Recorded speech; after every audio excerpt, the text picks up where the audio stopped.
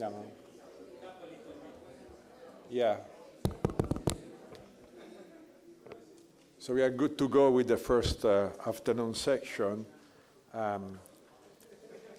We have two papers. Let me inform everybody that originally the second paper was scheduled to be delivered by Hanno Lustig, but unfortunately Hanno had the typical professional cyclist accident and broke his collarbone, so David Zicchi will be presenting the paper on government funding cost under financial repression. So without much further ado, the floor goes to Wishing to present asset purchases in a monetary union with default and liquidity risks. Great. Thank you so much for having the paper in the program. It's a joint work with Andrew Foster from San Francisco Fed and Nora Chang from HEC Montreal. So the paper is motivated by, in the past decade or 15 years or so, ECB had rolled out two big targeted asset purchases for different purposes. The OMT is counter for sovereign stress, and then the TPI is for financial fragmentations. Importantly, those programs were announced, the large scales, but were unused. So what we do, we're interested first is to have a model that to understand how sovereign default risk, when they interacted with the financial market liquidity risk, how do that affect the economy and how do that spill over to the union? And then what we're interested in is the anticipation of those asset purchases, how that affect the home country, even if it's never used, and how does it affect the union. So I think there's a large literature about the asset purchase. So the contribution here, we're going to focus on the anticipation. So even if it's not used, how does that affect? So to that end, we built a two-country model. It's a two-country union model. We allow default risk, and we allow liquidity risk in the financial market. So we're going to look at a scenario that is motivated by the Italian data in 2012. So I'm in the right place. Specifically, we're going to look at the large debt increase, and there's also downward shift in fiscal limit. In the sense is that not only your debt goes up, but the market perceive the government ability to finance debt goes down. So that increases sovereign default risk. We're going to allow cross-border holdings of government debt. So the banks in Italy can hold the German bonds, vice versa. So the main finding is that first, both type of risk, the default and liquidity risk, dampen the economic and financial conditions in the home country. The spill over to the foreign countries, here we calibrate to Germany, is going to depend on the cross-country holdings of government debt. So if the market perceives these two types of bonds, the home and the foreign government bonds, are less substitutable to each other, then you're going to see the macro conditions diverge. So it's going to be, you're going to see a contractional effect in the home country, but you're going to see, to some extent, milder expansionary effect to a foreign country. Now, if the two types of bonds are more substitutable, in the sense is the market perceives these two types of bonds are more similar to each other, then the negative impact in the home country actually spill over to the foreign countries. And then we move on to the asset purchase. So what we show is during the crisis, a targeted asset purchase or anticipation of it, you announce it, but you don't actually use it, can help stabilize the economy in the crisis. However, in the normal time, outside of the crisis, so if the ECB have a backstop facility, they say, in the crisis, we're going to have a credit intervention. The fact you have a backstop facility is going to distort the economy in the normal time through a risk-taking channels. In that sense, you're going to actually have the banks holding more of government bonds and crowding out investment. So there is some time inconsistency here that in the crisis is good, but outside the crisis, there is unintended consequences. Okay, so it's motivated by some data in 2012. Here we show that debt level increased in 2012, and also the debt over GDP ratio climbed up along the same time. Yield shooting up in 2011 Q4, and then declined after the interventions by ECB and Draghi's speeches. At the same time, we also see the investment decline during the global financial crisis, and then further declined after 2012. So what the model at a high level is that we're going to have two countries. The home country, government that sets tax, government spending, and issue bonds, long-term bonds. There is default risk that is we're going to model as a regime switching in the sense is that the default probability increases with the debt level. The higher the debt level, the more likely you may have to default. And then there is financial intermediaries, the banks. So their work is a channel, they collect the deposit from a household, and then they lend to home firms, and they also hold government debt from both countries. There is a liquidity risk in the financial intermediaries in the sense that the tightness of financial frictions is increased with default probability. So even before the government defaults, the fact you have a high default probability, you are facing tighter financial conditions in the home country. And in the foreign countries, here we calibrate Germany, is similar, except there is no default risk, there is no liquidity risk. So there is a bit asymmetric in the sense about the risk perspective, but other than that, is symmetric. For central bank, it follows Taylor rule, and they can purchase government bond if the spread between the countries goes up. Okay, now let me start with the home government here. The government is pretty standard in the sense that they have lump sum tax, they collect distortion tax, could be consumption tax or income tax, and then they issue long-term bond. The government can default on the bond by taking a haircut on it, and they finance some government spending. So here we are going to keep the distortion tax and government spending not changed, so just to focus and let the lump sum tax to respond to a fiscal rule. So you can let the distortion tax changes or government spending changes, that's fine. But here we use lump sum tax to kind of focus on the default risk and the liquidity risk. The government may default, and if they do so, they take a haircut. Now, the default is following a regime switching here that the probability of a government default is going to depend on the debt over GDP ratio, and also it could be some shift on the fiscal limit. So if the debt is higher, the default probability is going to be higher, and then there could be some perceived shock to the fiscal limit that can shift the fiscal limit. You can think it's investor sentiment, or there's other factors that is just go above beyond the debt over GDP ratio. So here we abstract from other shocks. So here we're gonna it's all the other things that is shift the fiscal limit is gonna be in the epsilon PT here. And then so it's a logistic function, you know, like the debt over GDP ratio and the default probability is gonna be increased as the debt goes up. And then we kind of calibrate or estimate to the data here. We use the Italian 5-year sovereign CDS spread. So the blue dot here is pre-crisis, and those cluster over there, you see we are assuming default, the haircut is 40% if they default. So then from the CDS, we can back out the default probability. And it's very low, it has a cluster over there. So use that cluster, you can estimate the logistic function. Then you have the cross, the black cross over there is actually the GFC. So it moves up a bit, but it's not much. Now, in the crisis, you have the square red dot there that is much higher for the similar debt level.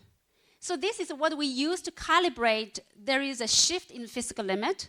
You know, you could more micro-funded to see there is other things, maybe other shocks, but here we just going to say there is a shift to the fiscal limit that goes above and beyond of debt over GDP ratio. And interestingly, after the crisis, the pink cross is coming back. So for our analysis here, we're going to take the blue line as a normal situation, the fiscal limit, and then there's a shift. That in the crisis, there is a shift to fiscal limit. For the same level of debt, you're going to have high default probabilities to capture the data. Now, for the financial intermediaries, it's fairly conventional. Here we use following Goethe-Karady and the Sims-Wu.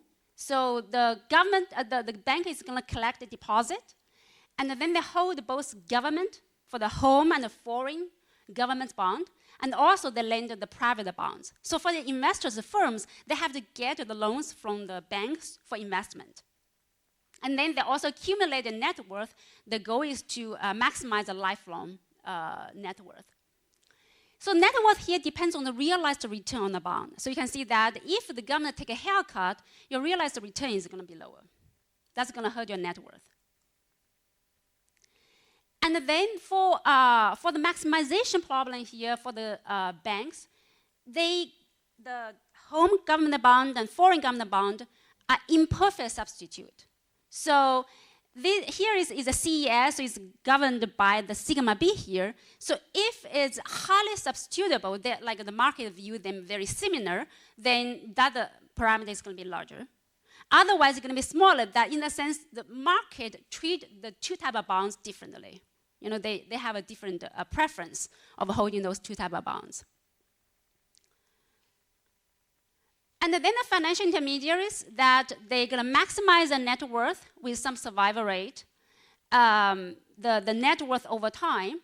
They face a constraint in the sense that the value has to be higher than the certain share of the asset. Otherwise, they will run away. And there is a eta V here. We're going to model that as a liquidity risk. This is capture the tightness of financial market, and it's increased with the default risk. So the logic here is that even before the government default, when the sovereign risk goes up, there is tighter constraint, and therefore there is a flight away from risky asset, and the bond price could decline, and the private lending could decline. So this is a channel we capture that. So our model is quite large. It's a two-country model. I only showed you one side with many state variables. So here we solve the model, use Andrew's other paper that using the solve endogenous reaching switch model by perturbation. It's higher order. So because we want to understand is not just a linear, we're not capturing the risk and how the risk affect the stochastic steady state as well. And we calibrate to the home country to Italy and the foreign to Germany, build on some of the existing literature with contributor in the room. We consider a case that is increase in the home debt and also combined with a downward shift in the fiscal limit. So this is a baseline scenario here for the home country. With a high level of debt, the default also the shifted down of fiscal limit. So you have default probability going up, and also liquidity risk going up because the financial market is tighter, and the expected return on the government bond goes up. This is a home government bond. For the bank, they face a net worth because not only they're going to have to absorb more home government bond, those bonds also have a lower price. So that hurt their net worth. You see the net worth declines, and the yield spread is between the home government bond and the foreign government bond, that going up. Because of the banks, they face a tight constraint, the net worth goes down. They also have to hold more government bond. That crowds out the private investment. You can lend less to the private sectors, and output declines. Now, how does that affect the foreign countries? So here is, you see, we are assuming it's imperfect substitute here. You see a divergence between the periphery and the core. So the debt actually declines in the foreign country. And you also see, so in the middle panel here is showing that the first panel in the middle shows how much the home financial banks holding their own government bond. So for Italy, they're holding more of Italian bond. Because of the two bonds are not substitutable, so they end up also holding more safe asset of German bond as well. And because those gonna tighten the constraint, and you see the leverage going up a lot, and the crowding out the financial the domestic investment, and they have the output declines. On the foreign countries, on the other hand, because now they're gonna stay away from risky home bond. You see the dashed blue line here. And they also hold less of their own government bond. in return, they free up their balance sheet, being able to lend more to their own firms. So the dashed line shows the investment actually going up in the foreign countries. So you see the divergence of the two countries here. And you also, for the home countries, the net export increased because the lower demand from foreigners holding your home asset. So in return, that is just a mirror image of that. And this is capturing the data. If we look at Italy and Germany, the blue line is Italy and the dotted black line is Germany. And you see that there is divergence between investment output. Net export for Italy goes up. And also there is clear divergence for the government bond yield. And Italy you see increase, and for Germany it goes down. Of course, there is other things happening in the economy, but this is on the high level, it captures that divergence.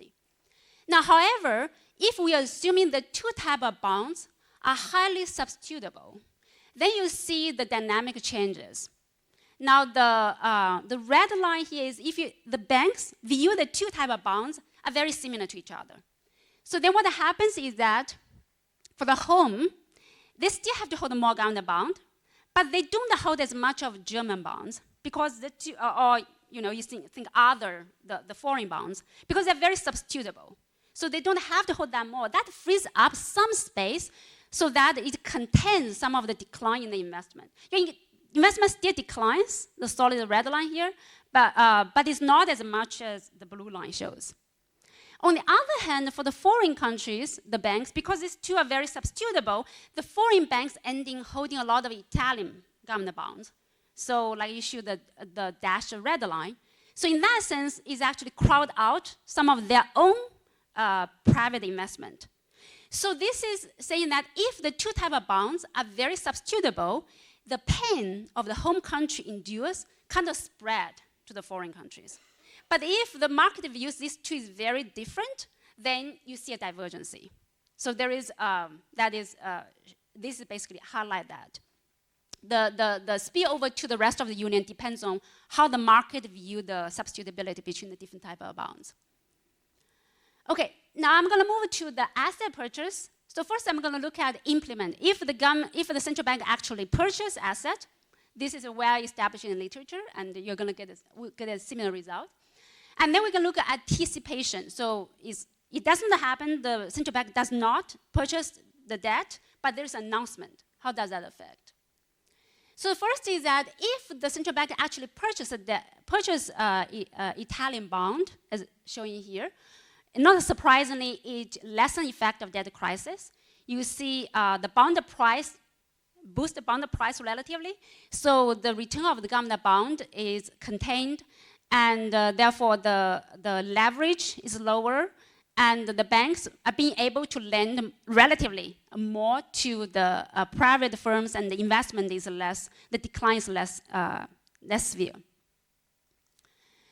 However, if there is anticipation here, right, it's like in a crisis, the central bank, before the crisis, the market has some expectation. They don't know for sure whether ECB is going to purchase or not. Now, in a crisis, ECB says, yes, we stand ready to purchase Italian bond.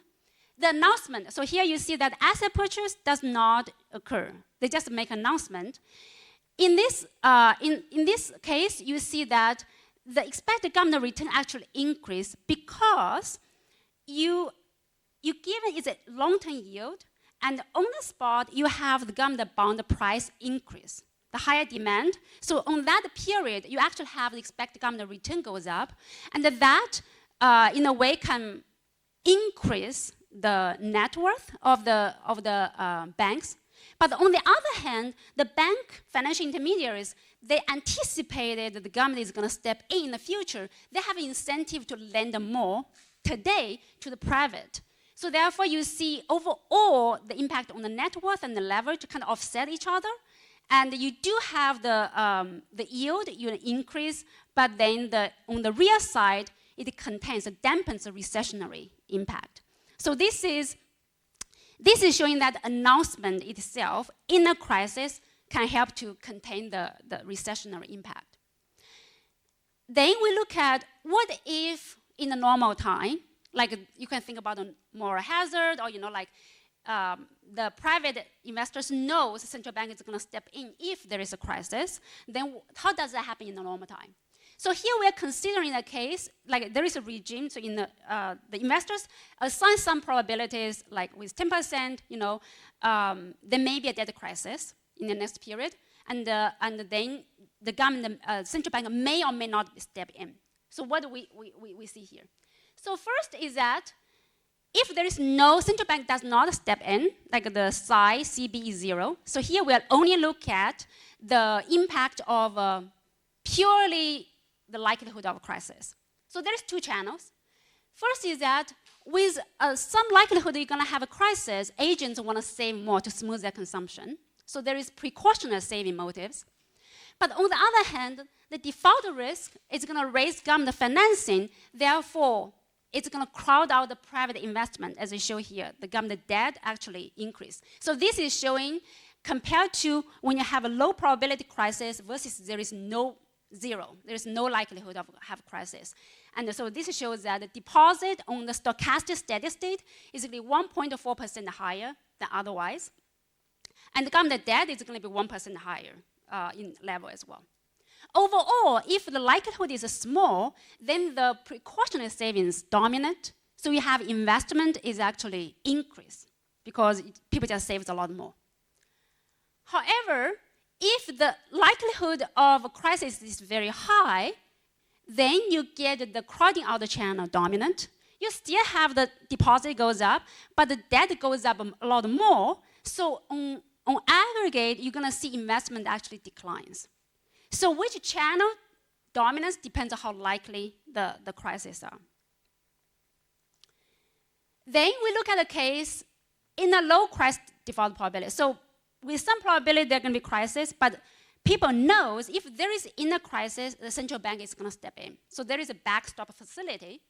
So now there is also two sides. From the funding side is that now the agent knows government is going to step in, so they don't have to save as much. So precautionary motives is weakened. So you can see that the deposit is declined from 1.4% to 1.1. So it's a little lower. On the other hand, the financial side for the banks, they have a risk taking. So it's a risky asset, they know that, but they also know that in a crisis, central bank is going to step in, so they end up holding more of those assets because they maximize their lifelong net worth. And you can see the net worth increases, so they are maximizing it by holding more of those assets. And therefore, you see, relatively to the no central bank backstop, you have a lower investment and a lower output. Now, this is the case if the asset is risky. Now, if we look at the case, there's no haircut, right? It's an alternative scenario. So the baseline here is showing that basically the difference between the second column B and A, right? So that is basically telling you if given the default probability, given the low likelihood of a crisis, what's the marginal impact if you have a backstop facility? So the second column is telling you that in this case, there is a risk-taking channel. You actually see the spread between the home and the foreign actually goes up instead of going down. And you see, the bond goes up, net worth goes up. Now, the first column is counterfactual. We just want to highlight. This is saying there is no haircut. The central bank says with 10% probability, next quarter we are going to have the asset purchase.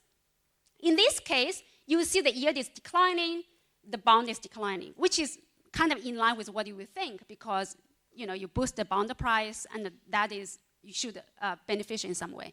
So this is really highlighting that the risk taking is only when the asset is risky. Therefore, the market has a higher price in that the risk, but they also know in the crisis, central bank is going to step in, so they have a backstop. So that is basically the key takeaway from the paper. So we have a framework to show that both kind of risk could dampen the home, and the spillover depends on how substitutable these two type of bonds are. And then the target asset purchase or anticipation of this purchase could stabilize the economy in a crisis. But ex ante, it can distort the economy through a risk-taking channel. So there is some time inconsistency if we want to think about optimal policy here. Okay. Thank you. Thank you. The floor goes to the discussant, Luigi Pacello. All right, so thank you. It's a very interesting paper. It's not really my field, so I'll try to give a general interest type of discussion. So I think I have to use this big. Okay, so the paper is about essentially a simple question. So, what is the effect of policies that step in ex post or are designed ex ante to buy sovereign debt? And the underlying model is a model where essentially you have, so it's a Gertel-Kradi type of environment. Okay, so you have households on one side, firms on the other side, and the financial sector in the middle. Now, households would like to finance productive firms, but somehow this inefficient, evil financial sector in the middle is unable to do that efficiently. Okay, and now here there is a new dimension. Okay, in principle, so there is this one arrow, so that is a within country, and then there is another arrow that, you know, if you like, may cross, and it comes from another country. Okay, say Germany. Right, and you know, this is even more impaired. Okay, so like, you know, because German households in this environment cannot really, you know, finance Italian firms or not even Italian banks. Okay, so the only relationship across countries is essentially taking place through the asset side and through government bonds. Okay, so this is pretty much the environment, and this is where the paper is focusing on. Okay, it's focusing on these two assets, so government bonds at home and abroad, and the role of substitutability across these two assets into sort of the production function of the financial intermediary, and how this substitutability then translates into how a crisis in one of the two countries, say Italy, is going to spread across the two. Okay, so when the two bonds are more substitutable, essentially both countries bear the effect of the stress in one country, and when it's not, it's concentrated in one of the two. Okay. Right, there is a little bit of a delay. So this is the representative household. I'll be very brief. So essentially, so these markets are very segmented. I'm highlighting in red the instrument with which these households are financing indirectly firms in the economy, which is deposits. So deposits go to financial intermediaries, which then go to firms. And then there is a little BI there. That's actually key because that's it's an sort of international bond. You can think of it as the asset where deposits flow for safety when there is a crisis. So think about you know, the German banks, but they are actually not, because that bond there is not going to finance directly firms in Germany. Okay, it's just going to go somewhere into foreign households. Okay, other than that, that's the friction that I was describing. Okay, households cannot finance fully directly the domestic firms. Okay, now here comes the financial sector. So the financial sector can invest in asset, in foreign bonds, domestic bonds, and little f is the domestic, the bonds issued by domestic firms, right?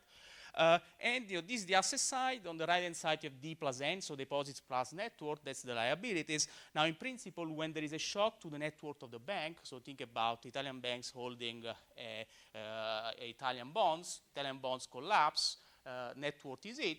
In principle, you could substitute a net worth with more deposits, so leverage more, and even if your firms are still productive, you can finance them. However, there is a constraint which comes from the fact that banks can actually walk away from their liabilities, and if their net worth is low enough, that constraint is going to be binding, and so the constraint forces you to scale down your asset side. Okay, so then when there is a shock to the balance sheet of the banks, standard channel, banks are forced to scale down on the asset, and they are going to scale down here in particular on F, which is what matters for the productive part of the economy. Okay, so firms are going to get less bonds. Why less bonds matter on the firm side? Because there is a second constraint. So firms have to finance investment partly through bonds, so that constraint there, and partly to equity. So when the price of bond is going up, so they are forced to cut down an investment in order to satisfy that constraint. Okay, so this is a model where when there is a shock to the Italian public finances, it translates into lower production downstream, essentially, even though these projects are actually productive. Okay, so just because they cannot get financed. Okay, all right, so comment number one. Okay, so there are three markets here, and they have different degree of segmentation. Now, just want to describe them more like from a modeling perspective rather than from a realistic perspective, okay, because I think the model, the paper is taking the realistic perspective. I'm going to say a little bit step back to understand the model. And okay, so there are three assets. So the first type of asset is the deposit market.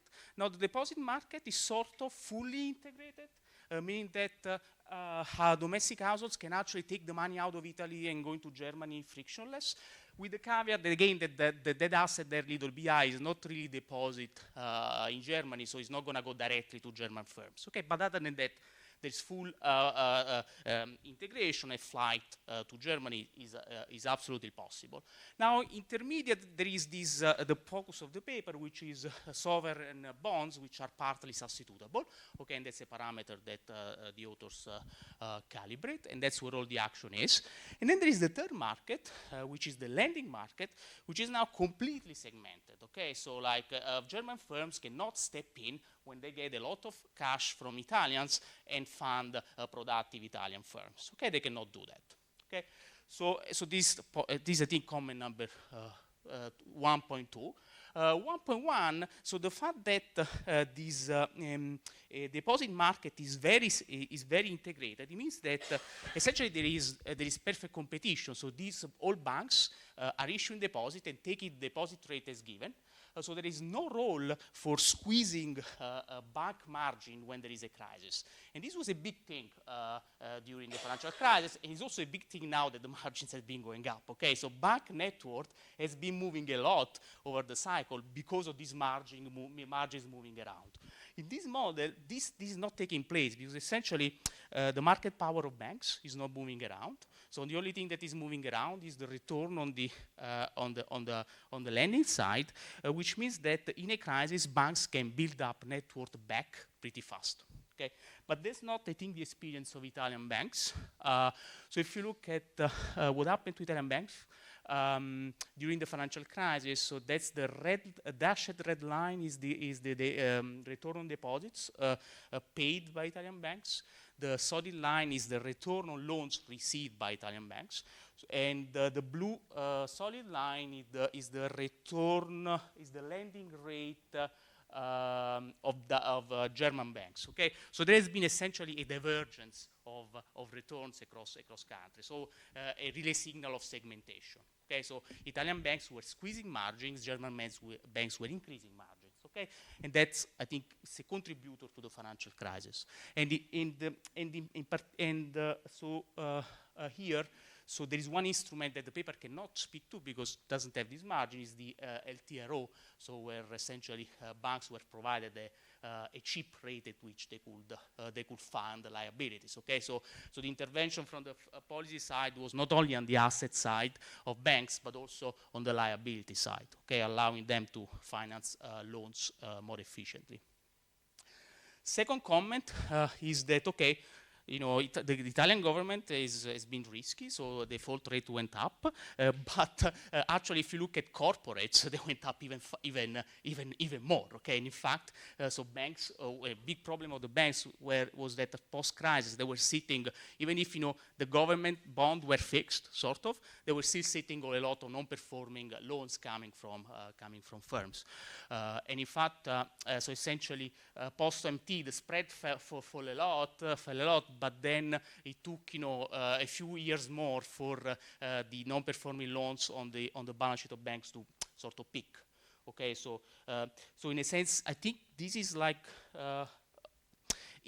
introducing a little bit of an interaction with the policy ex ante versus ex post, because this tells you that ex ante preventing this scenario is more effective than intervening ex post, because if I intervene ex post on the sovereign debt market, I may fix the government spread, but once I've done damage on the balance sheet of banks through corporate loans, I know it's going to take time for that to go back.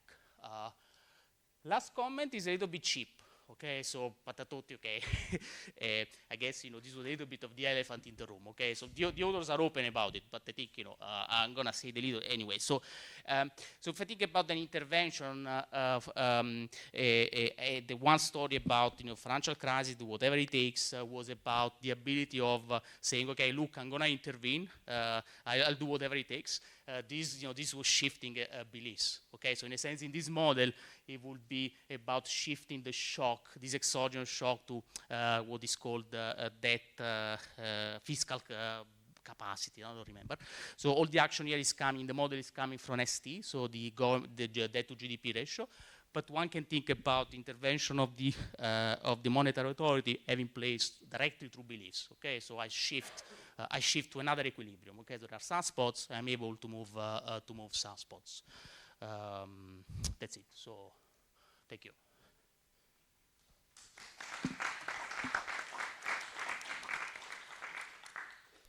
We collect questions from the floors. Thank you very much. Super interesting.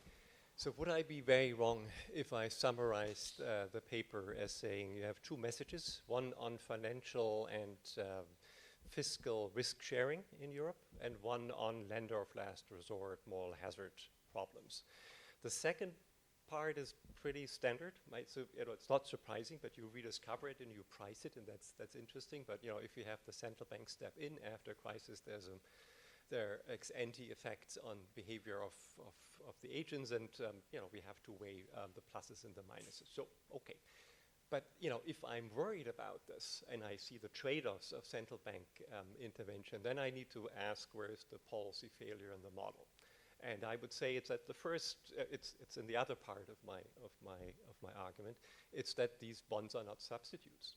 So one solution, right? Marcus has 50. We may not be here, but 50 proposals of how we can have Eurobonds that solve this problem. So instead of at the state level, at the nation level, we borrow at the federal level, right? Then you have fiscal risk sharing. The other thing came out in the discussion, very helpful, is market fragmentation.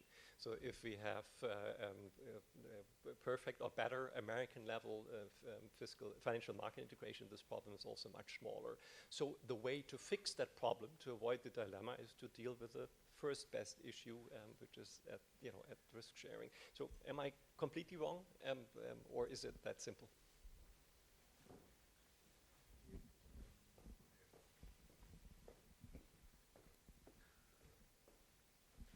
Thank you, Hushin. Very interesting paper. So perhaps two sort of reflections from my side. I mean, what I wasn't clear about is whether asset purchases endogenously relax fiscal discipline, say via lower spreads, and they shift the fiscal limits over time. Now, in your framework, they don't do this, but I mean, you could imagine a world where you sort of have dynamic moral hazard, right? And you have short-term stabilization, but you have worsening long-run debt sustainability. And in a sense, when you look at sort of the European case, it sort of happened. I mean, you stabilize things, but debt to GDP kept sort of going up. So in a sense, these little puts that the Fed has, it encourages the fiscal authority to be more profligate than it would be otherwise. So that was one question. My second question was, you're essentially assuming that asset purchase programs are credible when they're announced, right? But in practice, this sort of credibility would depend upon political economy, where there are legal limits, there's sort of fragmentation in a union. So I was trying to think, I mean, what would happen, how would these results change if, say, credibility was endogenous, actually?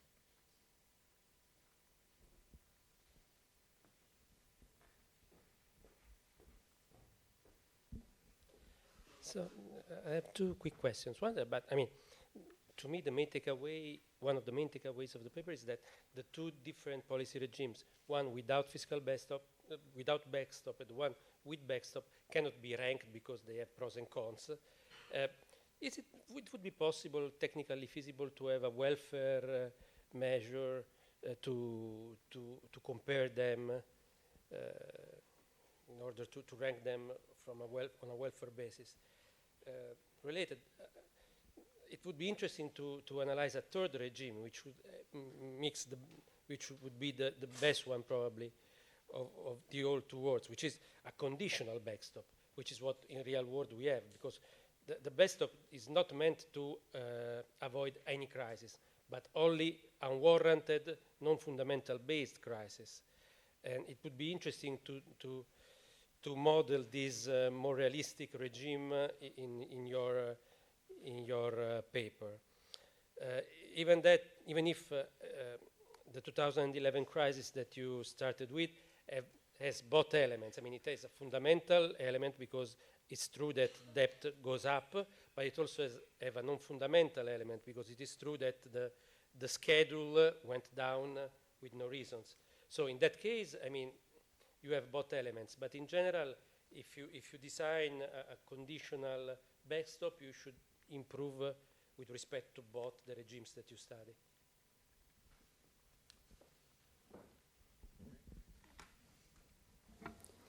Okay, great. Thank you for the comments. So let me start with Luigi's discussion. Thanks a lot. It's very helpful. So you have 3 points here. The first is that, yes, so the model is very large, so that's why we are focusing on the flows for the government bond, but you could model similarly as the firm side is that the bank would be holding both home firm bonds or the foreign ones. So we kind of abstract that from that in the sense, to make the model is containable to solve it, but it is an important channel, particularly if we want to think about how sovereign risk spill over to the financial sector or private sector risk, as you showed, to the sovereign. I think it would be, it is a caveat to the model for us. But given the focus, we're looking at the government bond, so that is a decision we made, but your point is well taken on that. And I think your last point is a good one. So we are silent in a sense, we show the fiscal limit shifted down after the crisis when ECB's announcement or whatever it takes of speeches.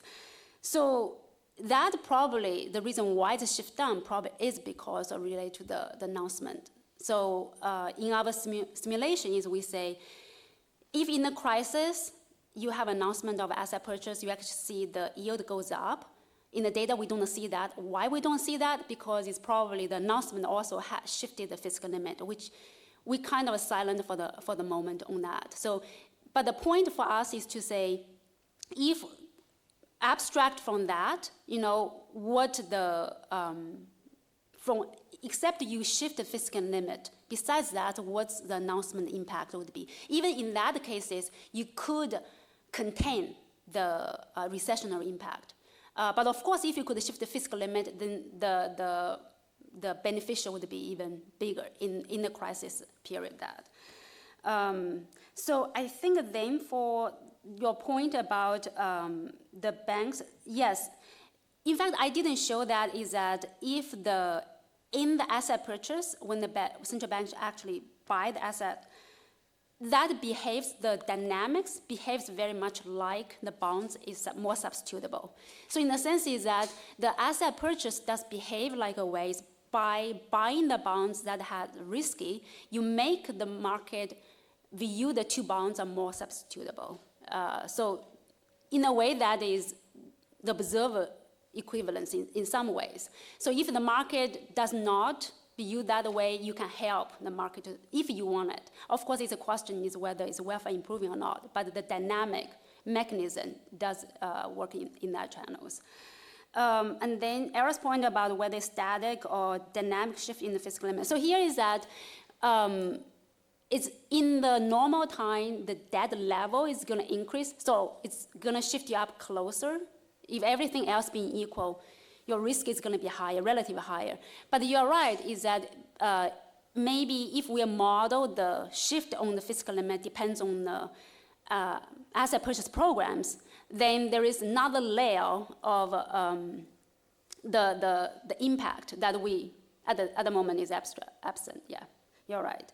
And the credibility of asset purchase, yeah, we have not explored that, but that's a good point. I guess it's probably more like the reverse of the scenarios I showed, that you expected with certain probability the central bank is going to step in, and they actually in reality it does not do that. So maybe it's a reverse of that. I would imagine it works in the opposite way as the scenarios. Yes. Yeah. No. And the welfare, yeah, we are not. We could calculate the welfare in the different scenarios, but we're abstracting from that at the moment. And then for the conditional, yes, we take the shift of fiscal limit as non-fundamental driven, but of course, if there is, you say there is different reasons why the fiscal limit shift, the asset purchase is going to respond in different ways. In the model, you could do that. In reality, it's more difficult to implement it, but in the model framework, yeah, that's something we can do. Okay, thank you.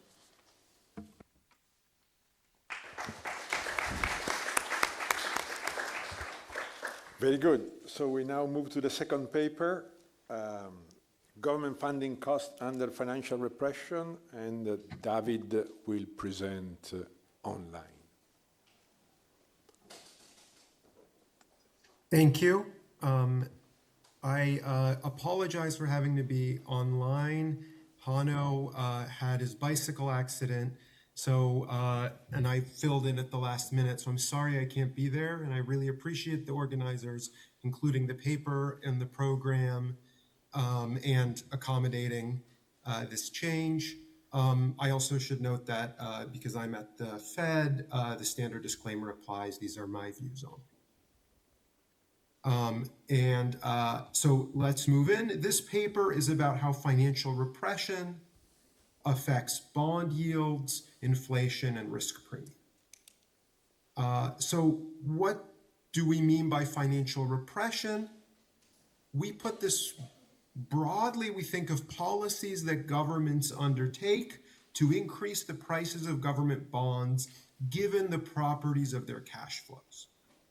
So some examples of this in history, when governments undergo big increases in government spending, they often turn to repression to manage debt burdens and the cost of this. So in major wars, these can show up as price or quantity controls, capital controls, quite heavy-handed. In more recent years, we've seen governments turn to quantitative easing, bond buying programs, as well as some changes in financial regulation, which can incentivize bondholders. And while this is not explicit taxation or inflating away debt, repression still can have significant impacts on government funding costs by depressing the interest rate at which governments pay on their debt. So what we do in this paper is we model repression as a third policy instrument, and we're going to think of repression that increases as government spending increases, and explore how it affects bond pricing, inflation dynamics, equilibrium determinacy, and so on. So we're going to do all of this in an analytic, simple theory model. We try to have the simplest model to be able to understand these dynamics. So this is going to be a two-agent endowment model with fiscal, monetary, and repression interactions. So we're going to have two agents, an asset holder, and a hand-to-mouth. We have this heterogeneous agent set up for two reasons. First, this lets us think through the redistributional consequences of fiscal policy, monetary policy, and repression between bondholders and taxpayers. Secondly, this redistribution dynamics, we argue in another paper, is key for fiscal risk generating significant bond risk premium. So this is going to let us have richer asset pricing implications.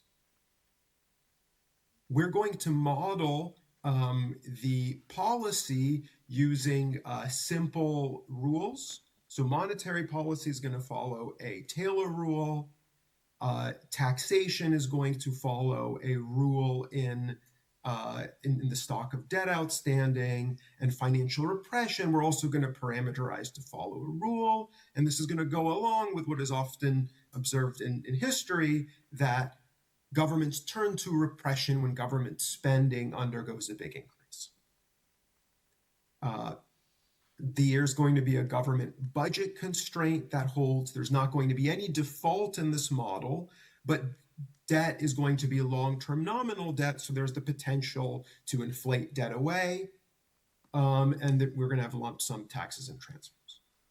And for simplicity, the only shock in the model is going to be a persistent shock to government spend.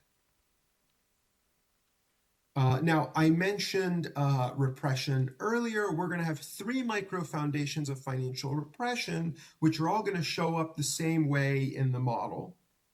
The first is just forced holdings. There's some portfolio restrictions on asset holders requiring a certain level of government debt holdings.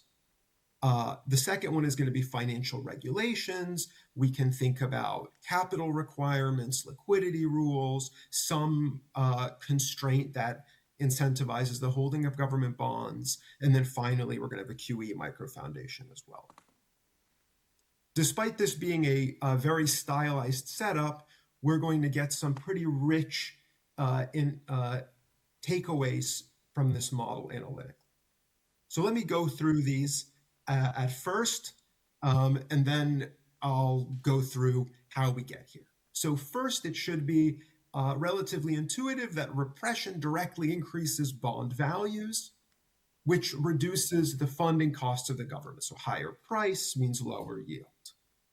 This reduced government funding cost can have some interesting effects. First, it can restore equilibrium determinacy in certain cases. So, for example, if you have government spending where you have fiscal expansions that are not backed by taxes, but also a monetary policy rule that satisfies the Taylor principle, in the standard Leaper model, you have no stable equilibrium here. Repression can restore equilibrium in the setup by providing effectively extra funding. In the government budget constraint, it reduces the cost of financing debt and can allow the level of taxation that exists to be sufficient to make the government budget constraint. Secondly, the reduced government funding costs can mean that when there is a partially unfunded fiscal expansion, there can be less inflationary finance necessary to make the government budget constraint hold. So under fiscal and equilibrium with fiscal dominance, the repression decreases the amount of inflation that occurs. This reduced inflationary response to unfunded fiscal expansions are going to reduce government bond risk premia and term premia, further pushing down government financing costs. So just the risk of fiscal expansions, the fact that repression is in the toolkit and is a policy rule that increases it with government spending, is going to reduce government funding costs on average. However, repression is going to be neutral for the utility of bondholders unless there is a fiscal response to repression. So the simple takeaway from this is repression in itself helps bondholders when it comes on. It keeps government bond returns from falling after a big fiscal expansion, but it depresses future bondholder returns. These impacts exactly offset unless fiscal policy itself responds to repression, which is perfectly plausible. You could think that financial repression leads to lower taxes in the future, and then that would be redistribution away from bondholders towards taxpayers. And finally, the effectiveness of repression, and basically all these takeaways, is highly dependent on its persistence. So if agents expect that repression won't persist, it loses its bite quite quickly. Okay, with that, let's jump into the model. This persistence point comes from an extension to the model. There's a continuum of agents of two types. There's going to be a fraction zeta of asset holders, which we're going to colloquially refer to as bondholders. They're going to have Epstein's-in preferences, and the remaining fraction are going to be hand-to-mouth agents. There is all households get the same real endowment and net government lump sum transfers. We're going to assume that government transfer spending are just as efficient as private consumption, so there's going to be no efficiency loss from the government. It's just going to be transfers. For maximum analytical tractability, we're going to work in the limit where the IES goes to infinity. So we're only going to have effects of risk aversion. This is going to lead to a CAPM pricing kernel and really clean analytical results. Qualitatively, our results don't depend much on this. They just get a lot hairier, and analytics become tougher. Okay, we're going to assume that the central bank follows a Taylor rule in inflation, with rho pi being the Taylor rule coefficient, and the government is going to follow a real tax rule where the level of taxes is increasing in B. B is the outstanding real value of all government debt. These taxes are going to be levied uniformly and in lump sum across all agents. The only shock is going to be a shock to government spending, which we're going to parameterize as an AR1. And these transfers are going to be distributed uniformly across all agents. And finally, there's going to be the government budget constraint. The government is going to issue long-term bonds with a geometric amortization rate delta. And we're going to let ST denote the primary surplus. Okay. This so far should be the previous slide should be very familiar if you've read Leaper. Now let's get into financial repression. We're going to show that our three micro foundations of financial repression are going to manifest as a wedge in the bond pricing equation. So if we let QT denote the price of a bond here, it's going to depend on the stochastic discount factor. Fraction delta is going to be paid out next period. 1 minus delta is going to depend on the price tomorrow. And then you're going to have inflation as well, adjust the real price of government bonds. And we're going to say, well, with some distortion, the actual price of government bonds can deviate from this. This is this wedge omega.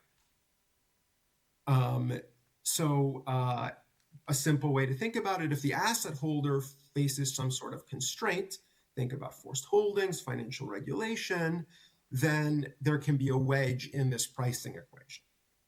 And what we're going to do for solving dynamics, we're going to put in a rule for this wedge, and we're going to assume that this rule is some function of the stock of the real value of government debt outstanding B. So the coefficients on the monetary policy rule, the tax rule, and the repression rule are going to jointly determine the policy stance. When some extensions, we can talk about some other forms of repression that will show up in different ways than this. So there's a few other forms that'll affect portfolio composition and portfolio weights, but not the wedge. Okay, so what are the micro foundations that we have in mind? So the first one is forced holdings. So the government can impose portfolio restrictions, so some sort of a minimum holding requirements, or this can be, you can think in some countries, if a financial institution wants to start selling government bonds, someone from the Treasury Ministry will visit them and say, you have to stop.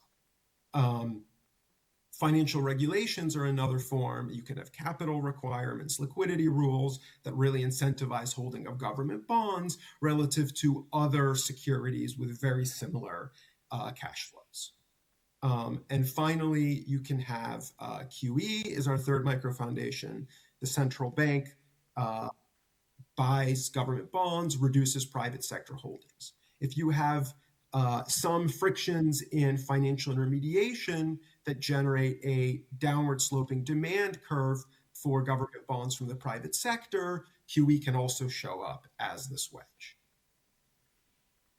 So I won't go into the details here, but all of these will show up as this wedge in the pricing equation for government bonds.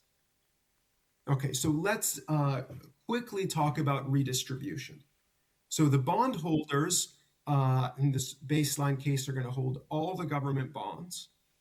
They're going to be consumption good clearing. And what pops out very naturally is that primary surpluses dictate redistribution between bondholders and hand-to-mouth agents. So namely, if there's a fiscal expansion, primary surpluses go down, then that's going to, they're taking money from bondholders to pay out transfers to everyone. That is a redistribution in consumption away from bondholders. Now, what happens in utility space is a bit complicated. That will depend on the policy rules, so monetary, fiscal, and repression in this paper. But in a very simple case, if the shocks are Ricardian in a monetary equilibrium, you can have no wealth redistribution. On the other hand, unfunded fiscal expansions will generally entail a redistribution away from bondholders towards the hand-to-mouth. You take money from the bondholders and you inflate away the real value of their wealth. So let me dive into the different equilibrium here. So for those of you familiar with Leaper 1991, this builds on this framework. So the parameter space can be partitioned into regions. So if we look at the version with the blue line, then at first we've got 4 regions. The lower left hand and the upper right hand corner are the ones with unique equilibrium.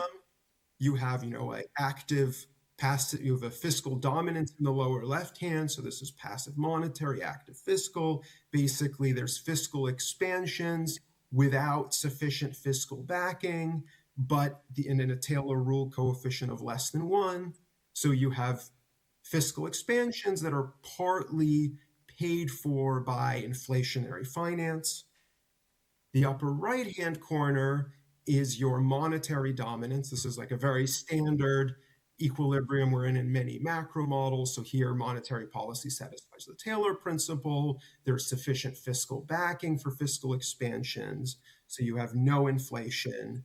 And the upper left-hand corner, the purple region, has a multiplicity of equilibrium. And then the lower right-hand corner, you have unfunded fiscal expansions, but monetary policy that satisfies the Taylor principle. You have no stable equilibrium. You only have explosive paths. Now, financial repression can restore equilibrium here. We can think that repression will push down the boundary between these regions from the blue to the red line. And the intuition is repression will lower the funding cost of the government and make sure that the government budget constraint holds. So we can go through here these different regimes and what they look like in our model without repression. So this red regime I just talked about, you have unfunded fiscal expansions, monetary policy is not willing to accommodate that, you have no stable equilibrium. This blue region is this monetary dominance. Spending is fully backed by taxes. You have no inflationary impact of fiscal expansions. Bonds are perfectly riskless. There's no redistribution of wealth or utility after fiscal expansions. All shocks are Ricardian. However, the fiscal-led regime in the green, where you have unfunded fiscal expansions accommodated by central bank policy, here fiscal shocks create inflation, reduce the value of government bonds, entail redistribution from away from bondholders towards the hand-to-mouth, and can generate positive risk premium and term premium in government bonds, which increase the funding cost of the government. All right, now let's, what happens with repression? If we have repression here, let's go through first this fiscally led framework. Repression is going to decrease the response of it's going to dampen what happens first to bond prices. Repression is directly going to push up bond prices after a fiscal expansion. The fact that repression pushes up bond prices after a fiscal expansion is going to mean that less inflation occurs. The government budget repression itself helps balance the government budget constraint by reducing the interest paid over time on government bonds. This means that less inflationary finance needs to happen, so there's a less inflationary response to a given size fiscal expansion. This is going to further loop back and increase government bonds even further. Bondholders are going to, of course, they're also going to have lower future returns. So if there's no delta B is zero, which means there's no fiscal response to repression, then bondholder utility is unaffected by repression itself. However, the fact that inflation is going to surge less and government bond prices are going to fall less after an unfunded fiscal expansion is going to lower the risk premium on government bonds.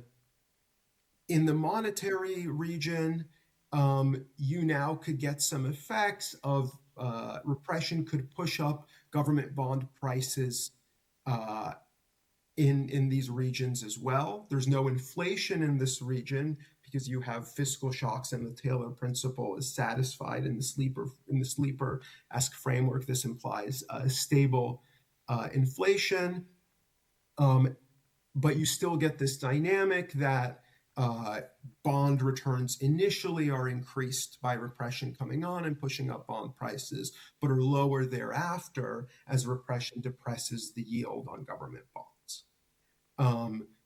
Repression can actually push risk premium on government bonds negative in this region. And as I said earlier, if you have active monetary, active fiscal, if there's enough repression, given a degree of unfundedness of shocks, then equilibrium can be restored as repression helps the government budget constraint bind. Now, this is a relatively short presentation, so this summarizes what happens. Let me go through a little bit of this, just the fiscal regime with some pictures. So let me just first note, everything I'm telling you here, all the insights we can derive analytically. The model ends up being very well behaved, so we can sign derivatives and so on. I'm going to focus on the slides with pictures for the talk, given the limited time. So what happens in this fiscal dominance regime? Again, this is where the fiscal backing for fiscal expansions is insufficient. So given an increase in government spending, taxes do not rise enough to repay that government spending.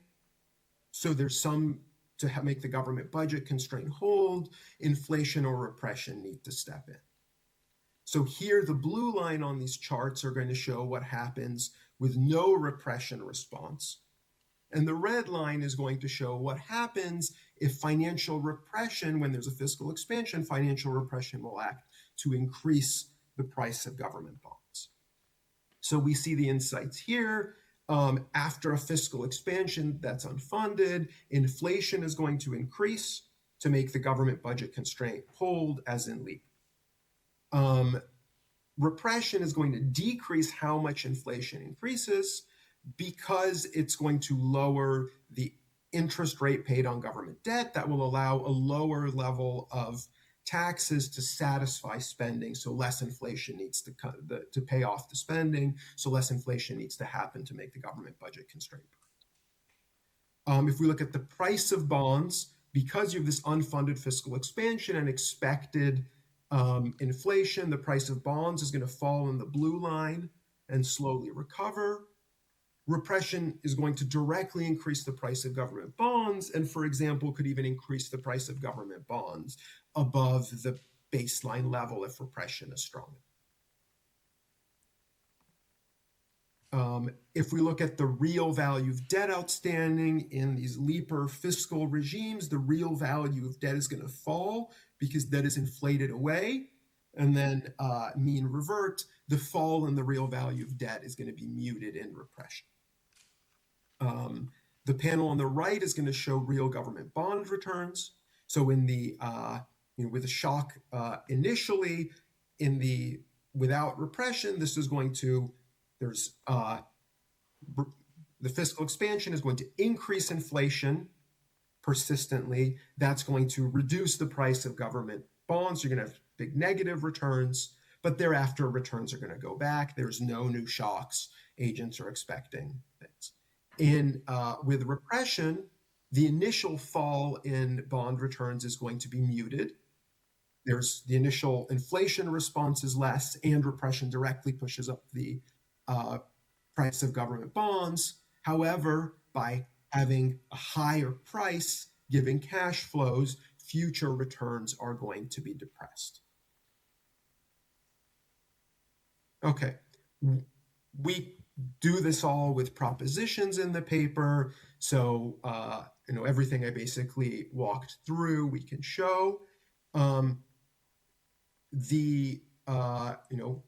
Want to quickly iterate the point about what it does to the redistribution between bondholders and taxpayers, that it only will change redistribution of utility between bondholders and taxpayers if fiscal policy responds to repression.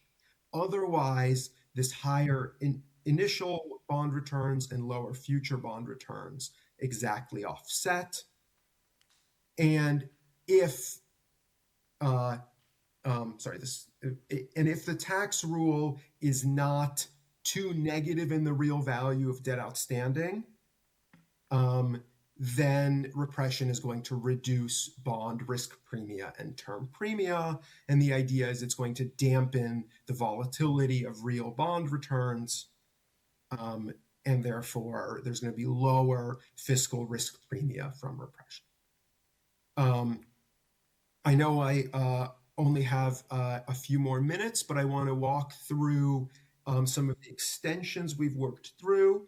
So the exact form of the rule, the results qualitatively are not very sensitive. What really matters is that government spending that repression increases with government spending.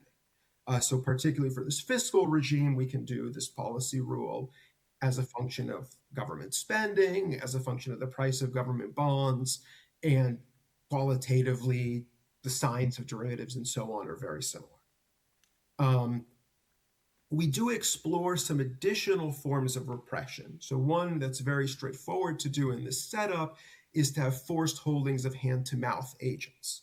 That doesn't generate a pricing wedge for asset holders. Instead, they're going to change, for bondholders, instead they're going to change the portfolio shares. The asset holders in the economy are going to hold a lower share of government bonds. This is going to reduce the magnitude of redistributive effects from fiscal expansions and reduce the magnitude of risk premium.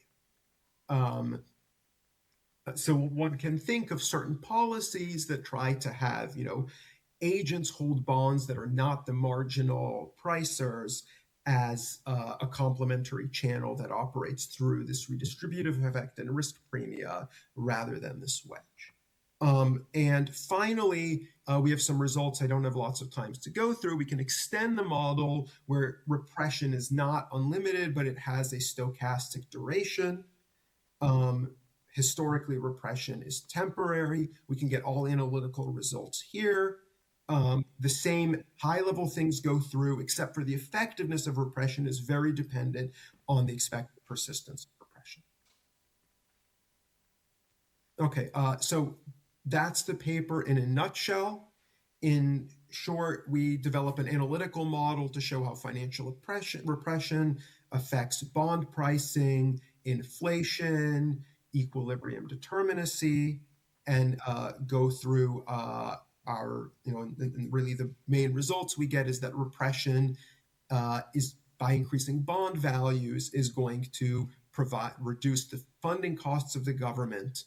This is going to change how inflation responds to unfunded shocks, can restore equilibrium determinacy with unfunded shocks, and a monetary policy rule that satisfies the Taylor principle.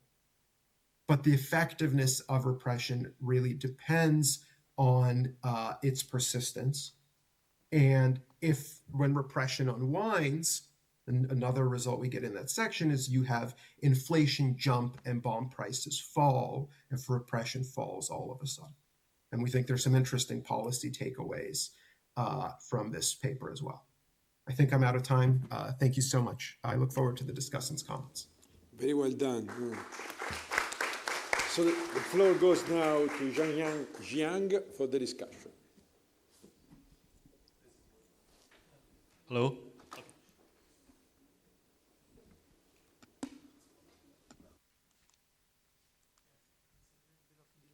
Understood. Okay, thank you. Very excited to discuss this paper. There's actually a lot to be said about it. So let's start. So financial repression. This has become increasingly relevant in the post-pandemic era, with many governments resorting to policies that try to keep interest rates low relative to what a financial market in the absence of government intervention would imply. And historically, this is a big thing, right? During the First World War, Second World War, many governments have resorted to similar measures that we now call financial repression. And there has been a wealth of historical lessons and results that I think is very much worth studying at today's era. But on the theory side, despite some very interesting works, like the ones I cited here, I feel like we still want to understand it more, right? We want to understand the macro and financial and fiscal implications of this very important policy tool. And this is what this paper tries to do. So it, in particular, develops a two-agent endowment economy model with monetary and fiscal dominance policy regimes in the presence of financial repression. The financial repression is shown to raise bond value and lowers government funding costs while dampening inflation response. So all those things sound like good, right? It's like government has a magic wand, and whenever it has some pressure to either raise fiscal spending or pressure on the bond market side, this seems to fix issues. But the authors also give kind of a negative result here, which is there's really no free lunch. While the financial repression can successfully do all these things, at the moment, there is a long-term cost borne by the bondholders. They ultimately have to accept lower future returns. So financial repression does not create resources out of nothingness. It simply does transfer, not just between the different agents within a time period, but also across time periods. So I feel like this is a valuable way of thinking about financial repression. It's not an X layer, it is rather a distribution or redistribution device. Diving in a bit more detail, the authors started with Lipper 1991. This is a very classic model, which shows two distinct regimes. One is fiscal dominance, one is monetary dominance. So basically, between monetary and fiscal authorities, one can make the call determine its policy without referencing the other one, while the other policy authority has to totally accommodate the others. So building on this framework and introducing heterogeneous agents, there's another ingredient that's quite important, which is this financial repression wedge. So in the paper, this is modeled as a deviation from the usual Euler equations. So in the usual Euler equations, investors always require a return adjusted by risk to be 1 for holding the bond. But now, in the presence of the wedge, investors are now effectively holding the bond at a lower risk-adjusted return. So this is the essence of financial repression. In the model, it's modeled as an exogenous linear function of government debt level. Higher the debt level, the more severe the repression. And we can see that this is a stabilizing force. But the paper also does some micro-foundation to justify the presence of this wedge. Given this setup, the rest is very similar to Leeper. So I'll start with this picture. So for those of you who read Leeper 91, he has this classic 2x2 block, right? Basically, one axis is monetary policy activeness. The other axis is the fiscal policy axis. And he shows that either you have active monetary and passive fiscal, or vice versa, active fiscal and passive monetary. So as I said, only one of those agencies can be autonomous and pursuing its own policy goal, while the other authority has to be very accommodative. So given this additional ingredient, financial repression, David and co-authors carve out a new region that's yellow, that's absent in the original Leeper model, but now there is this additional region where the monetary and fiscal policies can be both active. The two policy agencies can do their own things, while the financial repression, given that this is strong enough, can bridge the gap and provide enough fiscal space to accommodate both policies. So I think that's a pretty cool result, and it's shown in a very elegant and algebraic way. And given that, David and co-authors examined some of the impulse responses. So for example, when we have passive monetary and active fiscal policies, this is usually what we call fiscal dominance. And in the policy debate, we think this is dangerous because this is when, given a large enough fiscal shock, monetary authority, their hands are tied and they have to accommodate that. But now the financial repression carves out an additional space because in the presence of financial repression, inflation will be lower, the crash in the bond market will be less severe. So all those things are pretty wonderful things to have if you are central bank facing you're a central bank facing fiscal dominance. But as David said, this is no free lunch because all these nice things are done by transferring resources from the future bondholders. They have to accept a lower return down the road, which lowers their consumption and welfare. And if you think about the welfare today and future together, they have this neutrality result, which I think is actually quite surprising, but they show that absent additional fiscal adjustment, which is a different channel, this financial repression really doesn't affect the response of the bond investors' utility to an expansionary fiscal shock. So on net, financial repression would not affect the welfare of the bondholders. You really need additional actual fiscal adjustments, like increase in tax revenues, to matter for their welfare. And finally, the last result, I want to complement David's presentation with a picture. It's about persistent versus transitory repression. If we think about these different AR1 type of responses, you see that the repression is more stable and hence maybe more desirable or effective if the repression is more persistent. So if you expect the government to conduct financial repression policy for longer, like we're not just talking about a month, a year, it's 5 months, 5 years, 10 years, that is going to anchor investor expectation and produce a smoother path, for example, in the debt pricing and the inflation dynamics. And that seems to be welfare improving for the economy. So that is the final result. And altogether, I think it nicely combine what we know about Leeper model, the monetary and fiscal dominance, with a new ingredient. And I think that's pretty important result for policies. So I want to share 3 comments after I read the paper. First is I want to encourage David and authors to think a bit more about different types of financial repression. So in the model, it's conceptualized as a wedge in Euler equation, but financial repression does come in many different forms, like capital controls, directly lending, interest rate caps, and they might have different implications, especially when we're explicitly thinking about a heterogeneous agent modeling. So I'll give 3 quick examples. So QE is thought of as a financial repression example. But if you think about what happens in a QE, right, investors are staying on their Euler equation, so to speak, right? There's no wedge. It's just that the government modulates the aggregate supply of that, and then it happens through market clearing. So that's one example. And then we have things like regulatory constraints that adds an actual wedge in investor Euler equation, right? So I would think that this would be a different kind of way of thinking about financial repression than the QE. And finally, we can move on to the more extreme example, like forced purchases. So even compared to the second case, where investors are still on an Euler equation, even though it's distorted or comes with a wedge, the third example is where there's no Euler equation. They have to do whatever the regulators or governments ask them to do. So we end up having a Lagrangian multiplier instead of a kind of more benign wedge in the Euler equation.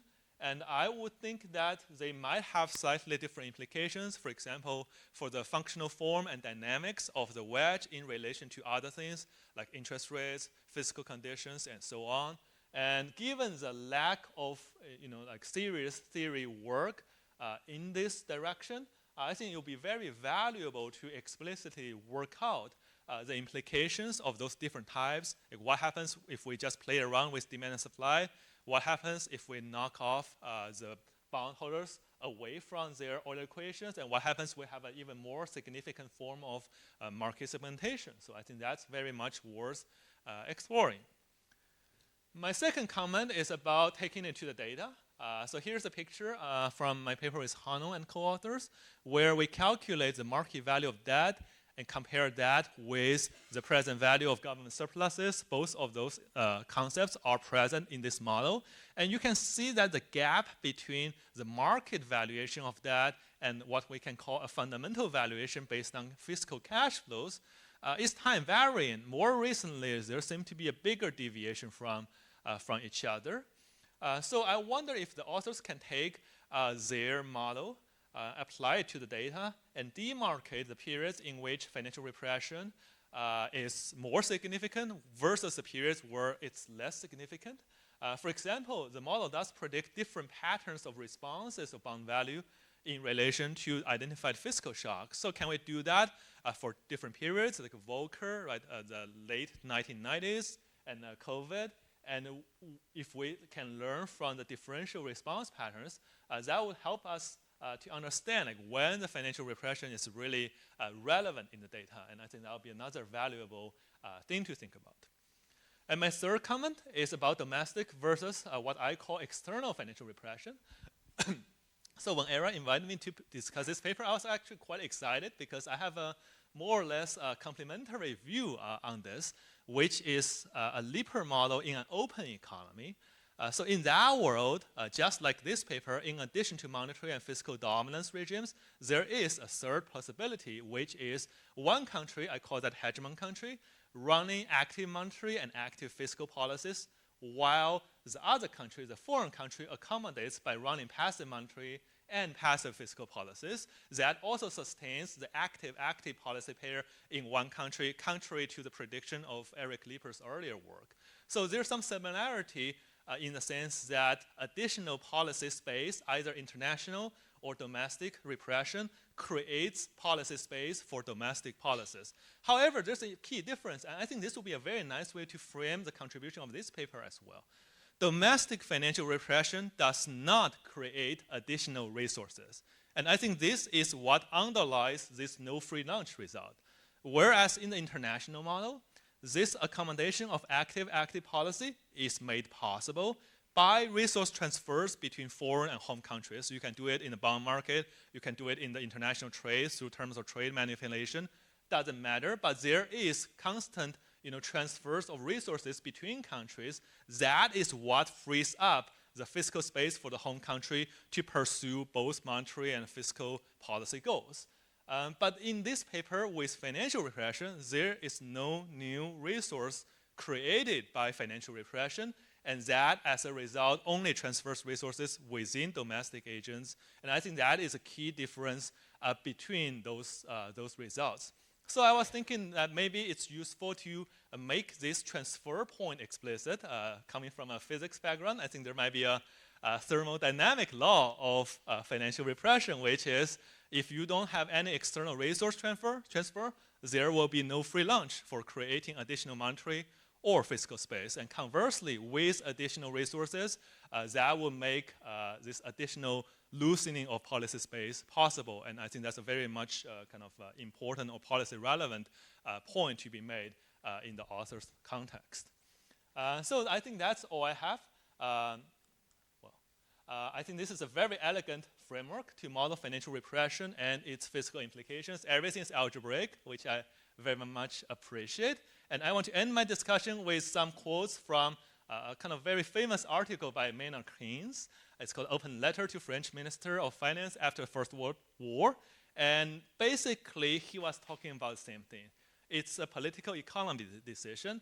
If you don't want to put additional burden on taxpayer, you have to diminish the claim of the rentier, which are the debt holders of the government. And what are the arguments for those or against those causes? They are entirely political. So I think another way kind of going beyond this paper to think about financial repression is to think about the political economy dimension of what or who controls the political agenda and who decides the distribution within the constituents. Thank you.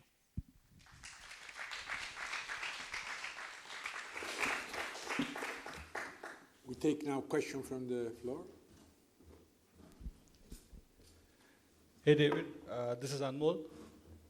So when I was listening to you, it sounded like financial repression in many cases is good. It raises revenue, restores equilibria, lowers bond prices, and that sounds nuts.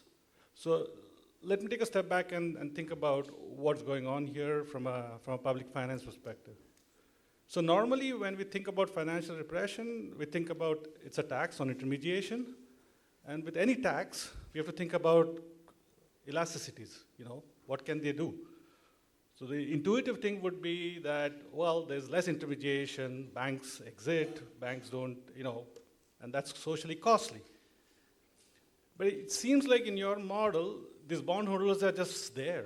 They're just sitting there and they have to, there's no elastic response from their side, which means that you get a lot of what I think you're getting is that is coming from the fact that you implicitly have assumed that the compensated elasticities to this tax are zero.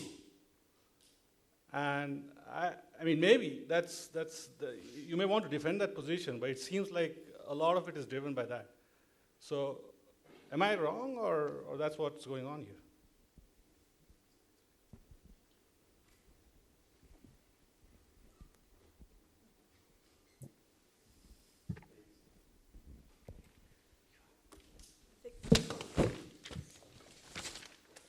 So thanks. This is a very interesting paper, but I was reminded of Ricardo Reich's remarks at the IMF research conference, where he sort of, he's been writing on these types of issues, and essentially, I mean, following Anmol's sort of train of thought, I mean, there can be huge efficiency losses, and so the effectiveness really depends upon, the extent of inflation indexation in a society. It can depend upon sort of the nature of intermediation. I mean, there's a lot that's left out.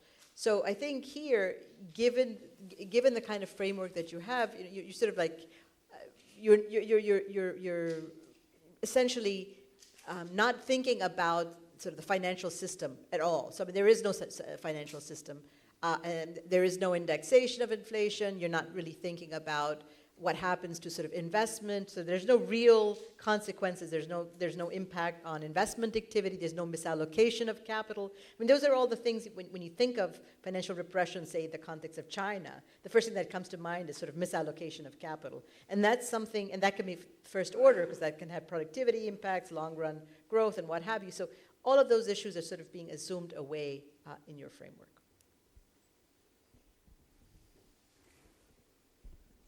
I wanted to make the China point, but Era made it already, so we can pass on.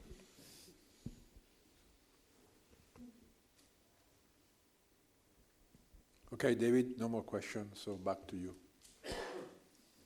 Okay, thank you, Zheng Yang, and the other for the great discussion and for the other questions. I'm going to go in reverse order. So I think absolutely, we wrote this paper with the idea of let's have the simplest analytical model. This is an endowment model, so there's no production. We've shut off all these channels that we think are interesting and characterized fiscal, monetary, inflation interactions fully analytically. I absolutely agree that financial repression is likely to have some costs through misallocation, through the financial sector. I think we could do that quantitatively in an extension, throw that into a quantitative model and see how that nets out. I think the idea here is to not do social welfare analysis, but to think through the impacts on bond pricing, fiscal monetary interactions, and inflation. But I think those points are well taken. And I think as we, this is a very new paper. So I think as we think about, what to develop, we're certainly thinking about adding a quantitative model, and these are ingredients that I think make perfect sense to add.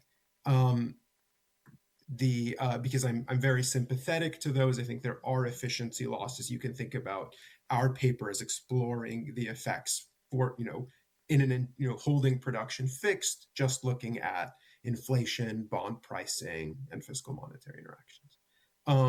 Going to Zheng Yang's comments, I really appreciate the discussion. I would say that in our framework, we can set up forced treasury purchases and regulatory constraints, and as long as they bind, they both show up as a wedge like that. Though, of course, the primitives of how some change will show up in the wedge, what active policy maps into our policy rule is going to be different. So it's going to change the mapping. That's for sure. And I think we want to do a little bit more work on QE. Right now, we have a QE micro foundation using a constrained financial intermediary that generates a downward sloping demand curve. But I think some forms of QE are going to show up also at changing the portfolio weights on the asset holder and not just a wedge. So I think there's a fair bit we can do using our current framework to think about that. On the second comment, I think taking it to the data would be very interesting. So far we've kept it as a theory paper, and I think the external financial repression is very interesting. I do think, like in your paper, you need a hegemon to get a lot of these dynamics. When I think of repression, often I think that, if a government who's not a hegemon is doing repression, one of the signs you could see of that is that foreign investors are not really buying their bonds in large amount because they're not exposed to the same constraints. I think we can all think of some countries that fall into that category. You have to be a hegemon to be able to have financial repression and really have that reach across borders. But I think that's a very interesting topic to think about. And thanks again to all the participants and Zheng Yang for the discussion.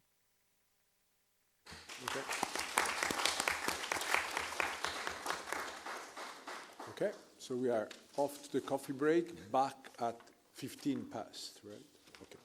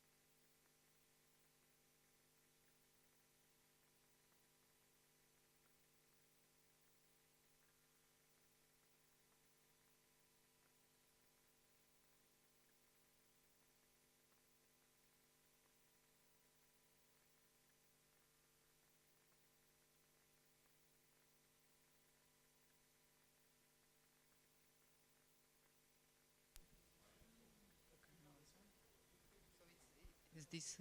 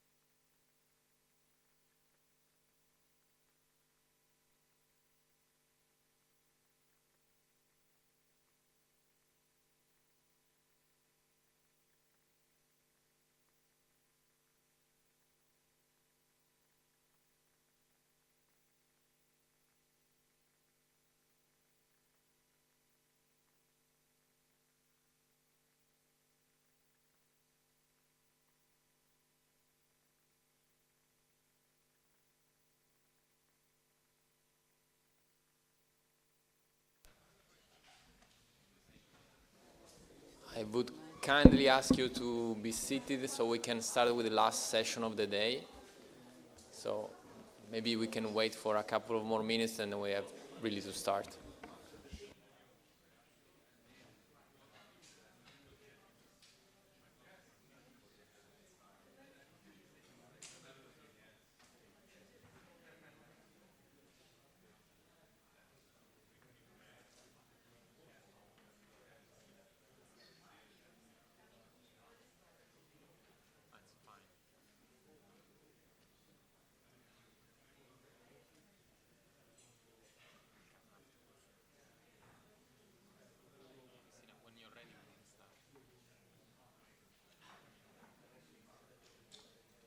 Okay, let's start the last session of the day. We start with a presentation by Cristina Cecerita from the ECB. Cristina, the floor is yours. Thanks.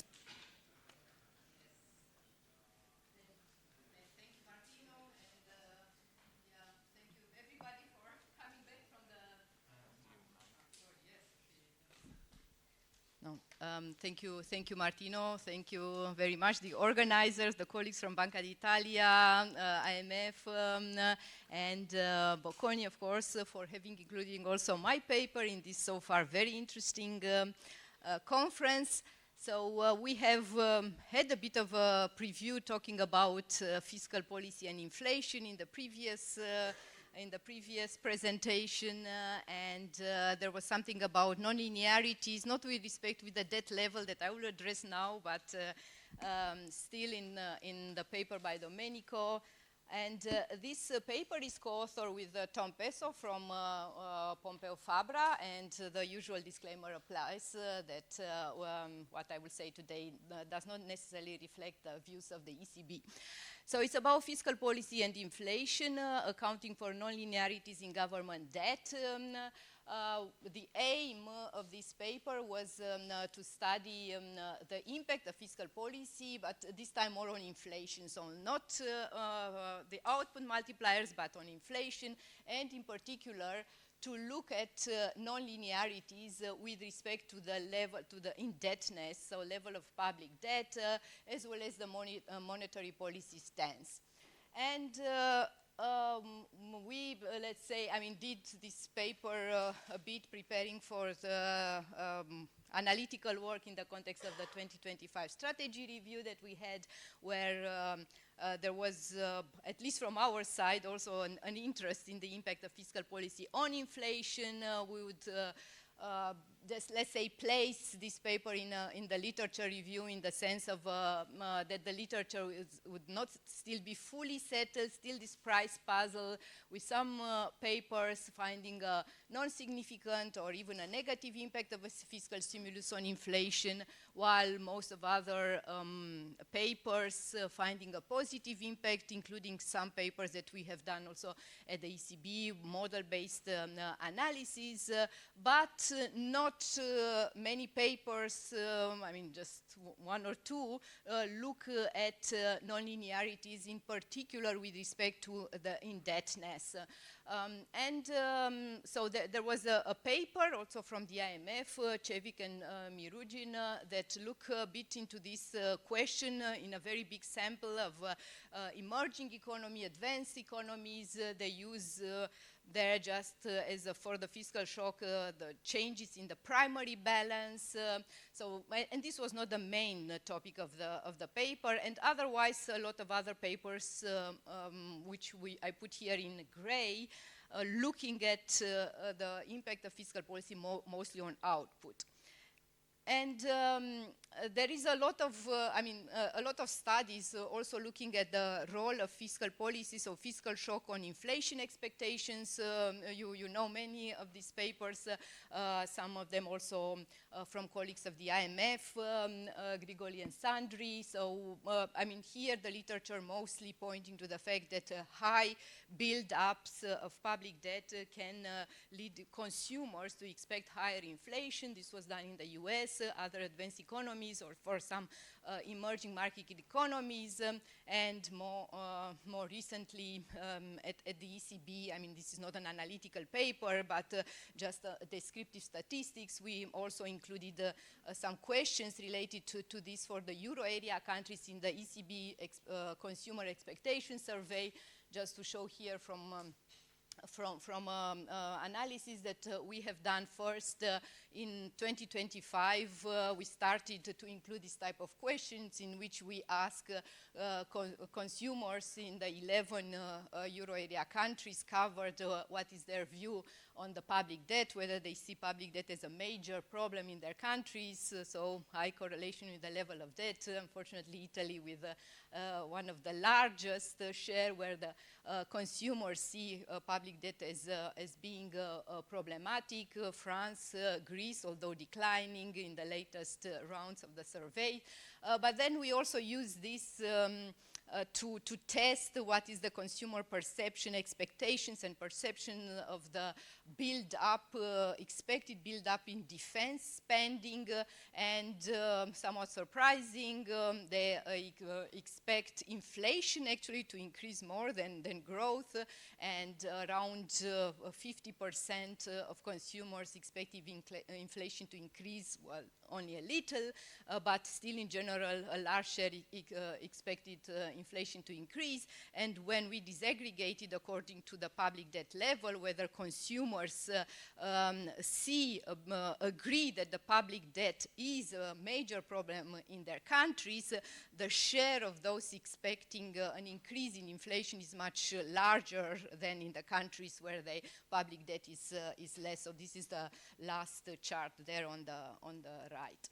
So that was more of a preview, but now for this empirical paper, we use a panel data analysis for the first Euro area members, 12 for advanced economies of the Euro area, starting from the introduction of Euro from 1999, and with an alternative exercise motivated by the existence at the time of writing the paper of the data set of the exogenous fiscal consolidation constructed by the IMF, so before Davide came up with now his recent data set.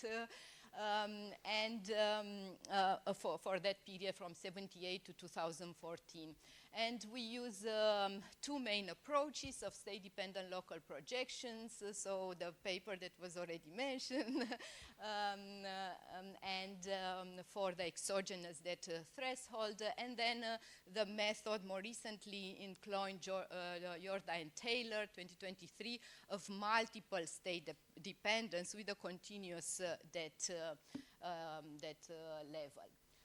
And in terms of identification strategies, I know that here we can be criticized, I mean, always know at least in my opinion, if we look only at the purely exogenous fiscal shocks, which are very rare, then yes, we may get this causation, but there is still a lot of other type of policies that are important for the impact of inflation. In any case, we are using different methods here, but the first one is for the fiscal shock, a data set that is very well known here in Banca d'Italia, and several people here are actually working on this very hard for Italy. Discretionary fiscal policy measures that we construct in the Euro system for all Euro area countries. That is a bottom-up approach, so measure by measure, narrative approach on the revenue side, and on the expenditure side, we look at three main aggregates: government consumption, government investment, and transfers, and we benchmark the growth rate of this spending to the nominal potential. So a growth rate that is above nominal potential would be fiscal stimulus, below would be consolidation. And this is, let's say, a better measure that using cyclically adjusted balances, because it's not, so first of all, this is not, does not have this endogenous component like primary balance, let's say, but it's also not affected by windfalls and other factors, non-discretionary factors. But it's of course not only exogenous. So here we look only at inflation, not necessarily fiscal shocks determined by output, but still we cannot claim that this is exogenous, since output is influencing inflation. And towards the end of the sample, we also have specific government measures that were taken in response to the high inflation environment. And then to correct a bit for this endogeneity, in a second alternative, we purge this measure, discretionary measures, following a paper by Corsetti et al. In 2012, so from past and expected output development, so we regress these discretionary measures on the first two legs of real GDP growth and also on a leading indicator, so on OECD leading indicators to proxy, let's say, pre-budget government expectation about next year growth, so macroeconomic environment. And then as a robustness check, as a third, let's say, identification, we also use the that database that was available at the time for us at the time of writing of exogenous only fiscal consolidation, so not in our data set, we use both fiscal consolidation and fiscal stimulus. So here, this data set from the colleagues from the IMF at the time, 2014, used truncated shocks, only consolidation. And so then we extended this with D'Alessina et al. And I mean, just to mention that, of course, now some people here know there is also an effort by many of you and Jacopo from our division and Professor Perotti to take these discretionary fiscal measures of the Euro system and really try to disentangle the exogenous one versus endogenous. Yeah, so we use the standard local projection method in which we regress the cumulative inflation, so as a dependent variable, on this discretionary fiscal policy measure. So this is the government fiscal policy, G. We also control then, we use also two legs of the inflation, control for the shadow interest rates, which, yeah, I will explain, and then output gap, according to our Eurosystem estimates, country and fixed effects are used throughout. In this specific regression, given that the shadow interest rate is common across countries, it drops from the regression, but we will use it more directly into the next type of specification. And then, so our most important part is the state-dependent local projections, in which we try to identify what is the impact of a fiscal stimulus in regimes of high debt, which are here exogenously determined. We just take the a dummy, which is high if the debt is higher than 90% of GDP. And then these are the results of so the impulse response function. The first chart is the total, the linear effect across the whole sample, in which we, after a fiscal stimulus shock, we have some increase in inflation, most statistically significant at 2 years after the shock. But this comes actually when we look into the state dependency, comes mostly from the regime of high public debt, while it's not significant in the regime of low public debt. And this is with the first, with the fiscal stimulus, using the first identifications of the Eurosystem discretionary measures. When we use the second one, so this purged discretionary measure, the effect is not, I mean, becomes weaker, statistically significant, but it still remains significant for horizon 2 and 3 after the shock, only in regimes of high public debt and not significant in low public debt. And then, so far we have done this with only, as most of the paper in the literature looked at, with only one state dependency at the time. No, I mean, we discussed before, it was either output state dependency, bad and good economic times, public, high public debt, low public debt, and so on. But here we use the model from describing Cloyne, Yorda, and Taylor in 23 of multiple state dependencies and with a continuous debt regime.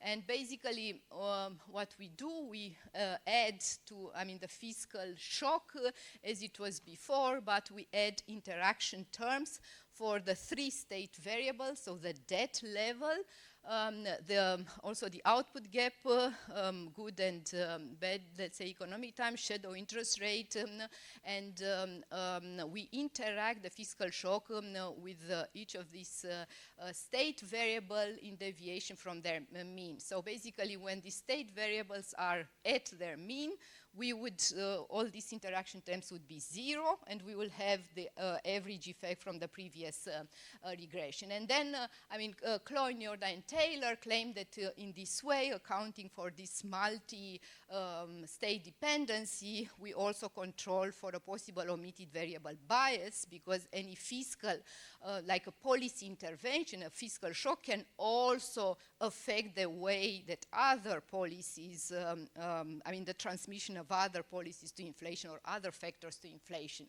And that's why it would be good to control for this. So our main variable of interest, I mean, state dependency is still debt. Here, so the table just shows the non-linear effects of a 1% of GDP fiscal stimulus on inflation. So only the non-linear, the additional effect, and all these coefficients are at the end of the horizon at 4 years after the shock. So basically, and we show here results for HICP inflation and also for core inflation for the first identification strategy, the discretionary measures, and also for the purge discretionary measure, the second one. No? And so in this, in the red frame, so what would tell us that 1% of GDP fiscal stimulus in a country with a debt ratio that is higher by 1 standard deviation, which is in our sample about 35 percentage point of GDP, then the mean, which is around 70% of GDP debt of the country, would bring about 0.2 percentage point more headline inflation, and looking at the lower part, about 0.30, so 0.28, 0.36 percentage point more core inflation. So if for the coefficient beta H, so without this interaction term, it means that for a debt ratio which is at the sample mean, beta H, we find it to be similar in the previous estimation, about 0.1 more inflation or 0.2 cumulative inflation. But when the debt is higher, you have this addition of between 0.2 and in core up to 0.4 percentage point, which is actually somewhat, when we control for all these interaction terms, it's actually somewhat higher than what I showed in the previous regressions. And in the yellow, this is the interaction with the monetary policy stance. So here we distinguish if we have a fiscal stimulus, the reaction of monetary policy in the case of a fiscal stimulus versus a fiscal consolidation minus DM. But like just focusing on the fiscal stimulus here, it shows that the impact of a 1% of GDP fiscal stimulus, I mean, we have more statistical significance when we use the DM purged. So we just look at the second part. It means that so the impact of a fiscal stimulus on headline inflation is by 0.3 percentage point lower when monetary policy reacts than when short-term interest rates are about 1 standard deviation above the mean, and it's for the core inflation is about 0.9 percentage point lower in case of a higher interest rate. And puzzling a bit, we get this not intuitive results for the output gap. That it shows that actually the stimulus in the case of output gap being above the mean, so more positive economic times would actually lower inflation, but the coefficient, we think that here it may also be the fact that we do not use real-time estimates, is ex post data, and this may be influenced by still by monetary policy, and the coefficients are anyhow very low, but still this remain puzzling. And for the third identification technique, when we look only at the consolidation episodes, but here just to keep in line with the previous charts, we flip the sign, so multiply by -1. So we would, a fiscal stimulus here would still increase inflation only in regime, is statistically significant only in regime of high debt. So but the reverse being that actually fiscal consolidation means that it actually lowers inflation, and this lowering of inflation is significant in regimes of high debt, not of low debt. And then we also try to investigate a bit more the economic channels through which this effect can arise. So apart from what was also mentioning before, so let's say that we do not look into the other more non-conventional topics like fiscal dominance, but here is we look into potential effects on the private consumption versus the inflation expectations. So for inflation expectations, we take the EU Business and Consumer Survey covering all the countries that we have in the sample, and we use as a dependent variable that's one of their indicators, which is the balance inflation expectations, which shows that, this indicator increases when more respondents expect higher inflation for the future than less inflation. So less respondents expecting deflation or no change in the price level. But first, with the impact on private consumption here, on the private consumption, we actually find that the private consumption increases in both high debt and low debt regimes, so doesn't seem this to be the channel. Even with the purge DM, we have a more significant increase in the private consumptions for the low debt countries, with this inflation expectation variable. So this is not a direct testing of inflation expectation in the survey as we did, let's say, for the consumer expectation survey. It's just a regression of this consumer expectation on our discretionary measures, we let's say that a bit stretch, but we have find some evidence that at the end, after over a long term, at 4 years after the shock, we see this type of increase in inflation expectations only in the high debt countries. So we conclude that this could be one of the channel of the inflation impact in the high debt countries.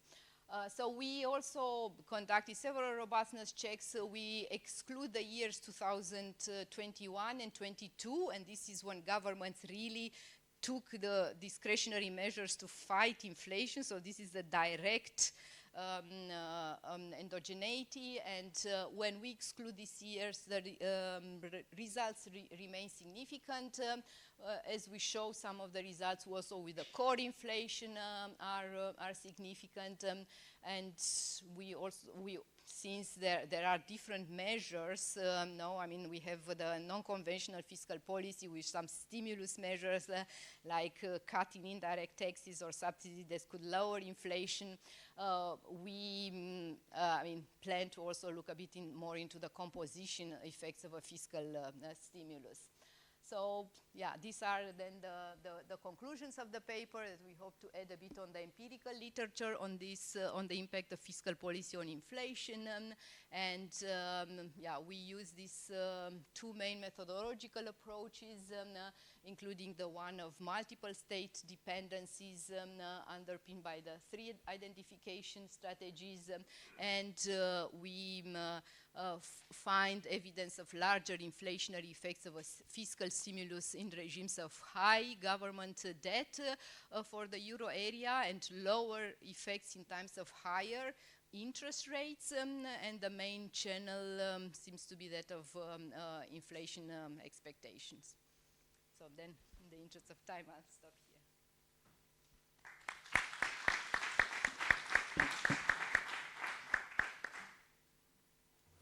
Thanks a lot, Cristina. Mario.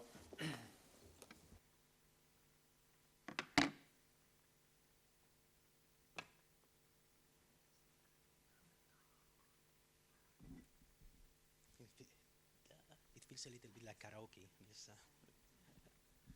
Well, thank you very much. Thank you very much, Martino, and thank you very much to the organizers for allowing me to discuss this very interesting paper.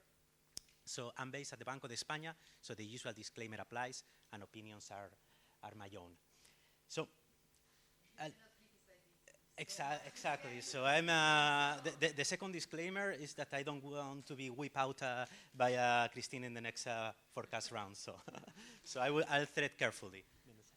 So I'll be brief here, because I think that Cristina did a great job explaining the paper.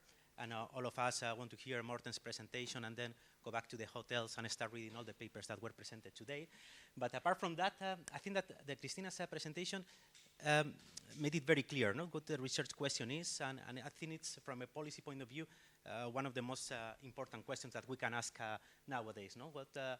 How fiscal expansions affect inflation, no? And what are the main drivers that are behind this core movement? Is it really related to the level of debt, or to the level of indebtedness of countries, no?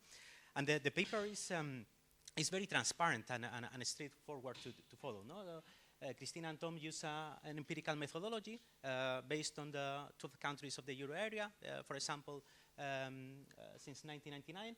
And basically, they use, for identification of the fiscal shock, a database of the euro system that constructs discretionary fiscal measures and orthogonalize that against some economic variables. We'll get to that in a moment, no?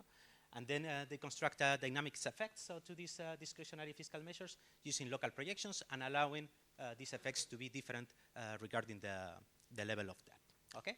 The main result, as Cristina rightly points to, is that expansionary fiscal shocks increase inflation. Okay? And this effect is substantially larger when we are looking at heavily indebted countries. Okay? And what I like as well is how to deep into the mechanism about how inflation expectations might be driving some of the results. Okay? So I'm going to start talking about the things that I particularly like, no? And the first, and it's obviously is the question itself, no? And I very much agree with the title of the conference of fiscal policy in an era of uncertainty, no? And turbulence. And rightly so, this is what we are seeing nowadays, no? So if we think about how fiscal policy has looked like in the past few years, we've seen like many geopolitical events and driving energy crisis, driving supply side shocks, no? And we have seen like fiscal policy stepping up and increasingly targeting these events, no? And the consequences. And I grabbed this graph from the OECD. Perhaps then I thought that I should have grabbed it from the IMF, but it's okay. So, but basically to show how fiscal policy has been active answering this geopolitical crisis, no? And this energy crisis. For example, in 2022 and 2023, to pick up a random country like Spain, there was a fiscal stimulus in excess of 2% of GDP to attenuate both the increase in prices and the consequences of those price increase, no?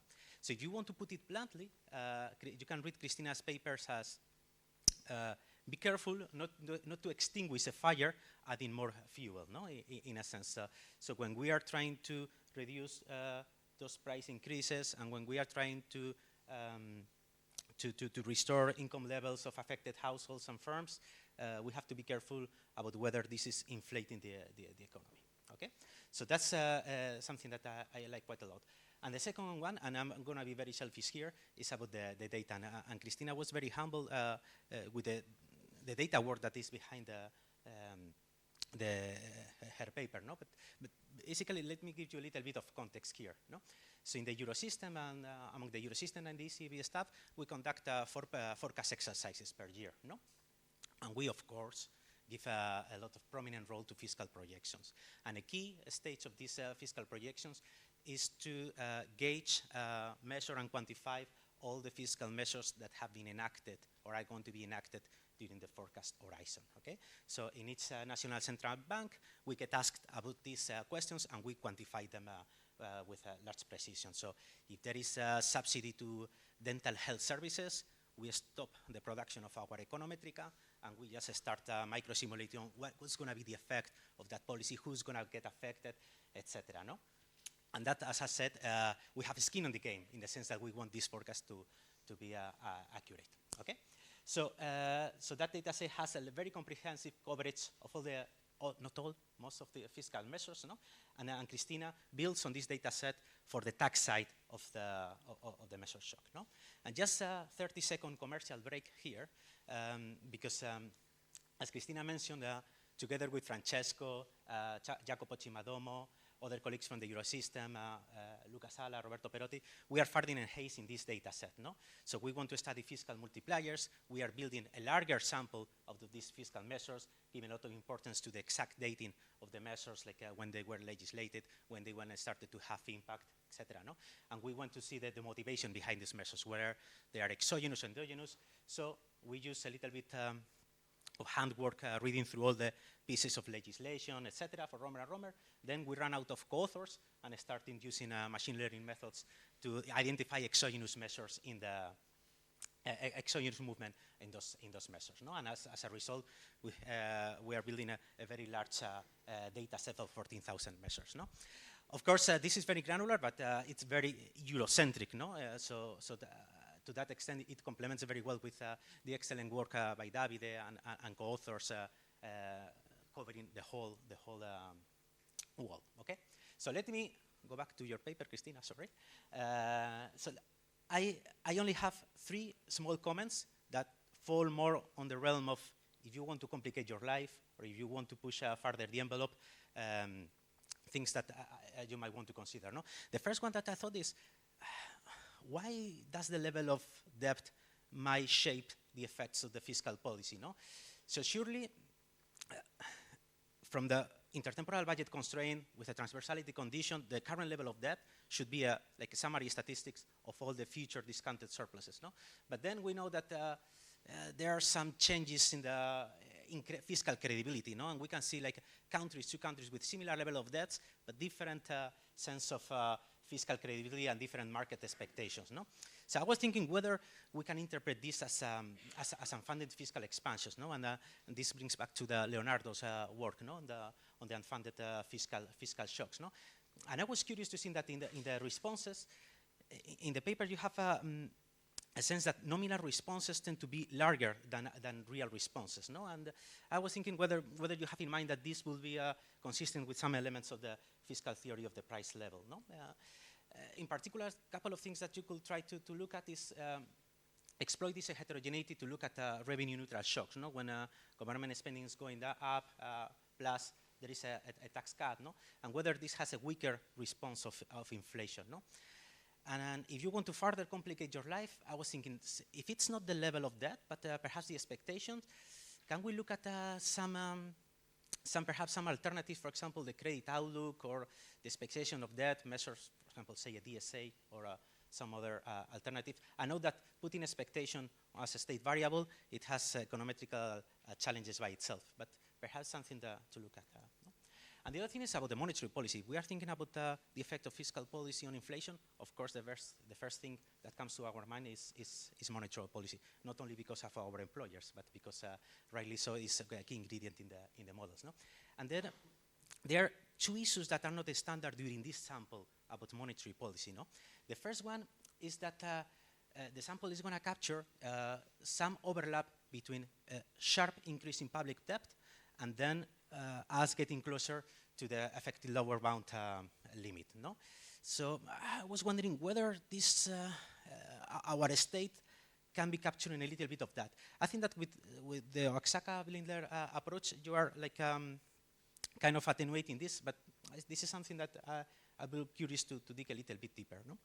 And the second thing is more from an econometric point of view. So you have a sample of countries belonging to a currency union, and you are using time fixed effects. No? And this brings us back to Sarah's presentation this morning, no? That reminds me of the Nakamura-Steinson approach. No?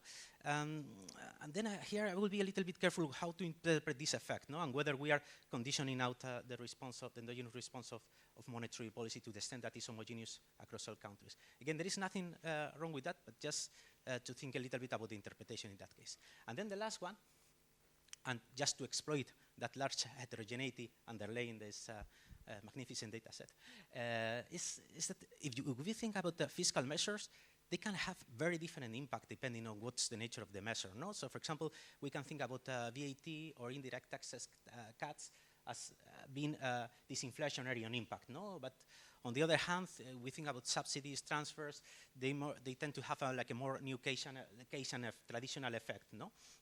So perhaps for me this will be important to disentangle this heterogeneity and look deeper at the composition. And this might be important also when we think about the zero lower bound or the effective lower bound. No? That there the policy recommendations are different. No?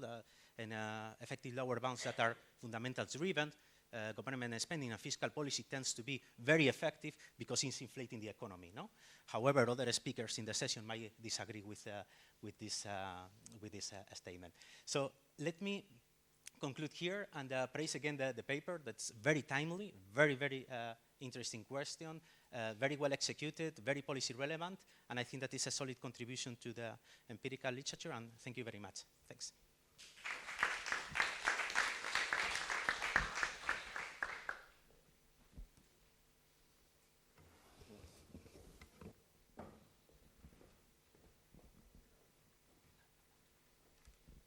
So perhaps a question and a comment. I mean, I think I like the paper, and I mean, it asks an important question, but you don't really disentangle. You don't disentangle sort of the supply side from the demand side. I mean, when we think about sort of supply shocks and geoeconomics, energy shocks, and what have you, we know that fiscal expansion in an environment with these kind of supply side shocks tends to be more inflationary. We know that. So it may not be debt per se, but it may just be that you're seeing much more supply side shocks, and as a result, the inflationary impacts are more significant as opposed to if this is really sort of a demand side or a demand story. So that's one. My second point had to do with sort of the mechanisms. You know, why does it matter? Is going back to Mario's point. Why does it matter? Why should you care? If you're in a high debt versus low debt regime, why should it have an impact on inflation? Inflation expectations, yes, but why? And so in some work with Francesco Bianchi, we found that lived experiences of fiscal consolidation and crises matter because they make you much more pessimistic about fiscal policy, and you're more likely to expect higher inflation. So perhaps there's sort of deeper reasons as to why sort of the expectation formation in a particular country matters. So it would be useful to think a little bit more about what are the mechanisms that are driving it. Why is it that high debt matters per se?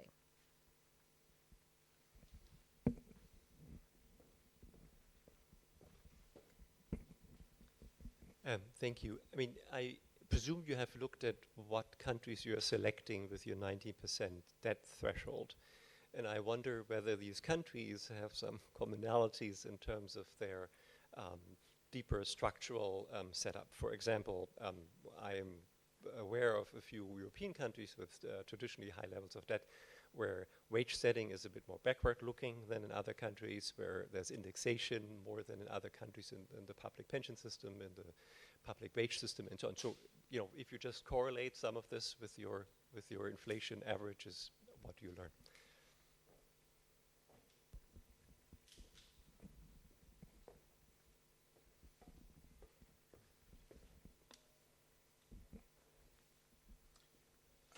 I find what you're doing very interesting, but I have a very specific question on exogeneity. So exogeneity is not an absolute concept. It's relative to the parameter of interest, right? So here, it seems to me that you're using shocks that are constructed to be exogenous to estimate the output effect of fiscal variable, to estimate the effect on inflation. And I don't think that it's correct without any further investigation, because I can imagine shocks that are exogenous for the estimation of the output multiplier that are not exogenous for the estimation of the effect of fiscal policy on inflation.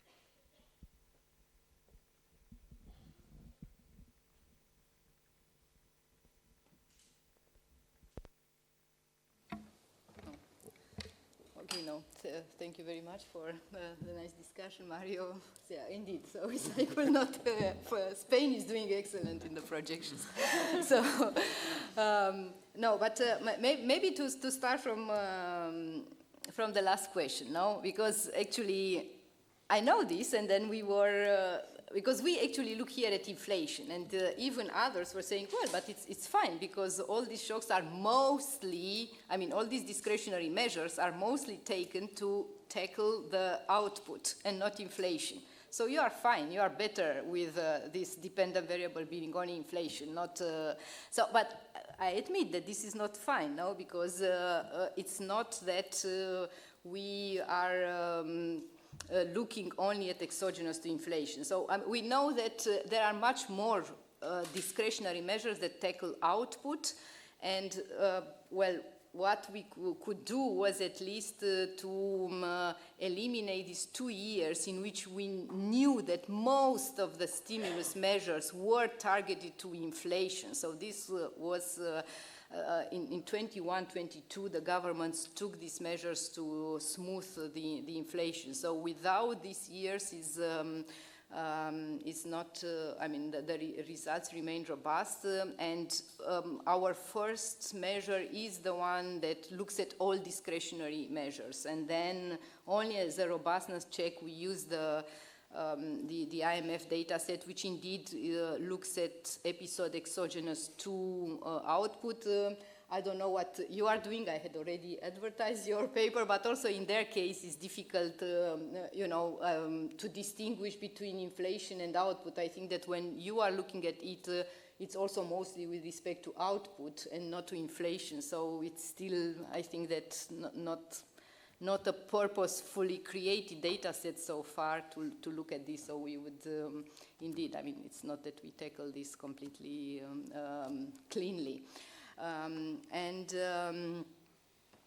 Yeah, so otherwise, no, I mean, we, with all your comments, so agreeing, we are also trying. I mean, I already mentioned that we are aware of that different fiscal policy measures have different effects. No, we deal with this day by day in the forecast, and we are trying to look at it, but I mean, in general, we still try to start from the aggregate, because all these measures are still there, and there is a dynamic estimation. So whatever indirect taxes contribute, I mean, stimulus through indirect taxes, which on the short term have a lower impact on inflation, over the long term, they still tend to increase the inflation persistence if they are maintained. So, I mean, it's there in the dynamic effects, and we were primarily interested in the total fiscal policy effect, but yeah, we plan to look into the different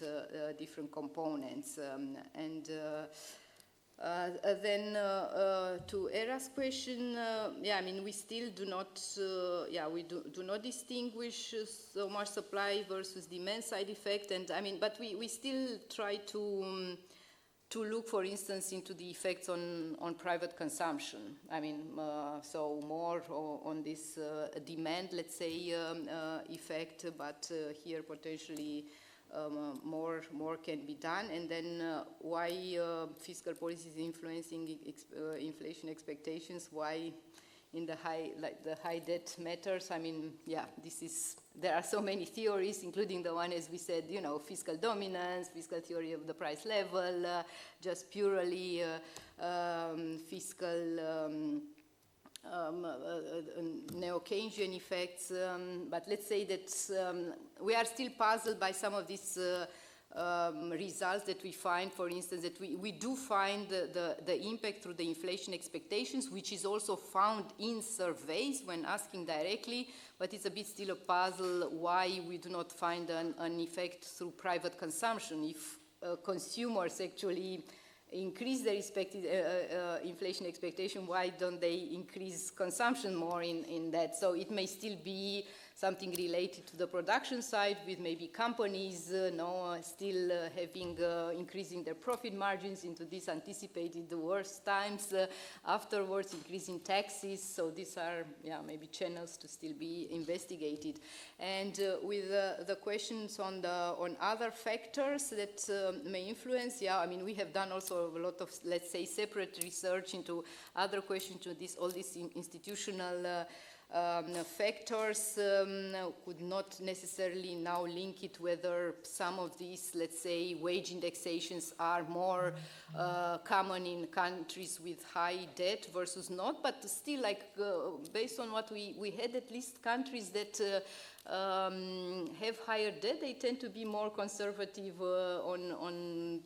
on this type of, I mean, in Italy, you don't have this indexation of, or maybe public wages directly, or in Spain.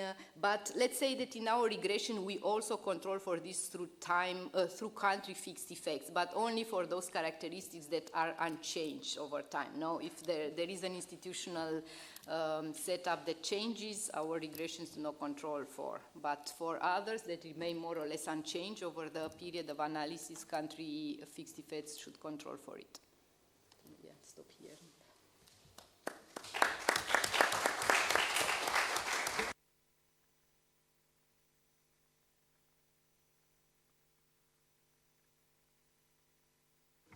Okay, now we have the last presentation of the day by Morten.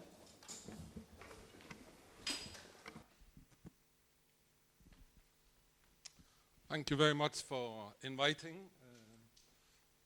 I enjoyed the conference a lot. I remember working on fiscal policy many years ago, and people thought it was very boring. And now it's become very fashionable, so that's great. So I'm going to talk about this paper called Brothers in Arms, Monetary Fiscal Interactions Without Regarding Equivalence, written with Lucas Rachel. And this is a paper that has 11 propositions, 8 corollaries, and 50 pages of proofs, which are basically all of it linear algebra. And so when I looked at the program, like Friday night after 7 other papers, it's not going to be the easiest job in the world. So I decided to take drastic action. And I asked Claude, can you pep it up? And this is what Claude did. So this is like the popular version of the paper here. Okay, yeah. So the paper has a very simple motivation, and lots of people in this room has worked on it. So Leonardo, although he's working on something else, has been one of the people who's been working on topics closely related to this. Anna as well, many other people in the room. But we saw the surge in inflation in 21, 23. Still asking ourselves, how much of that was fiscal? And I guess lots of the applied guys now are saying, okay, it's partly fiscal, but it's also partially monetary, I guess. Or another one which I like is we had this very short-lived prime minister in the UK, Liz Truss, and she decided, okay, so as far as I know, somebody in her circle had sort of been reading some of Cochrane's stuff.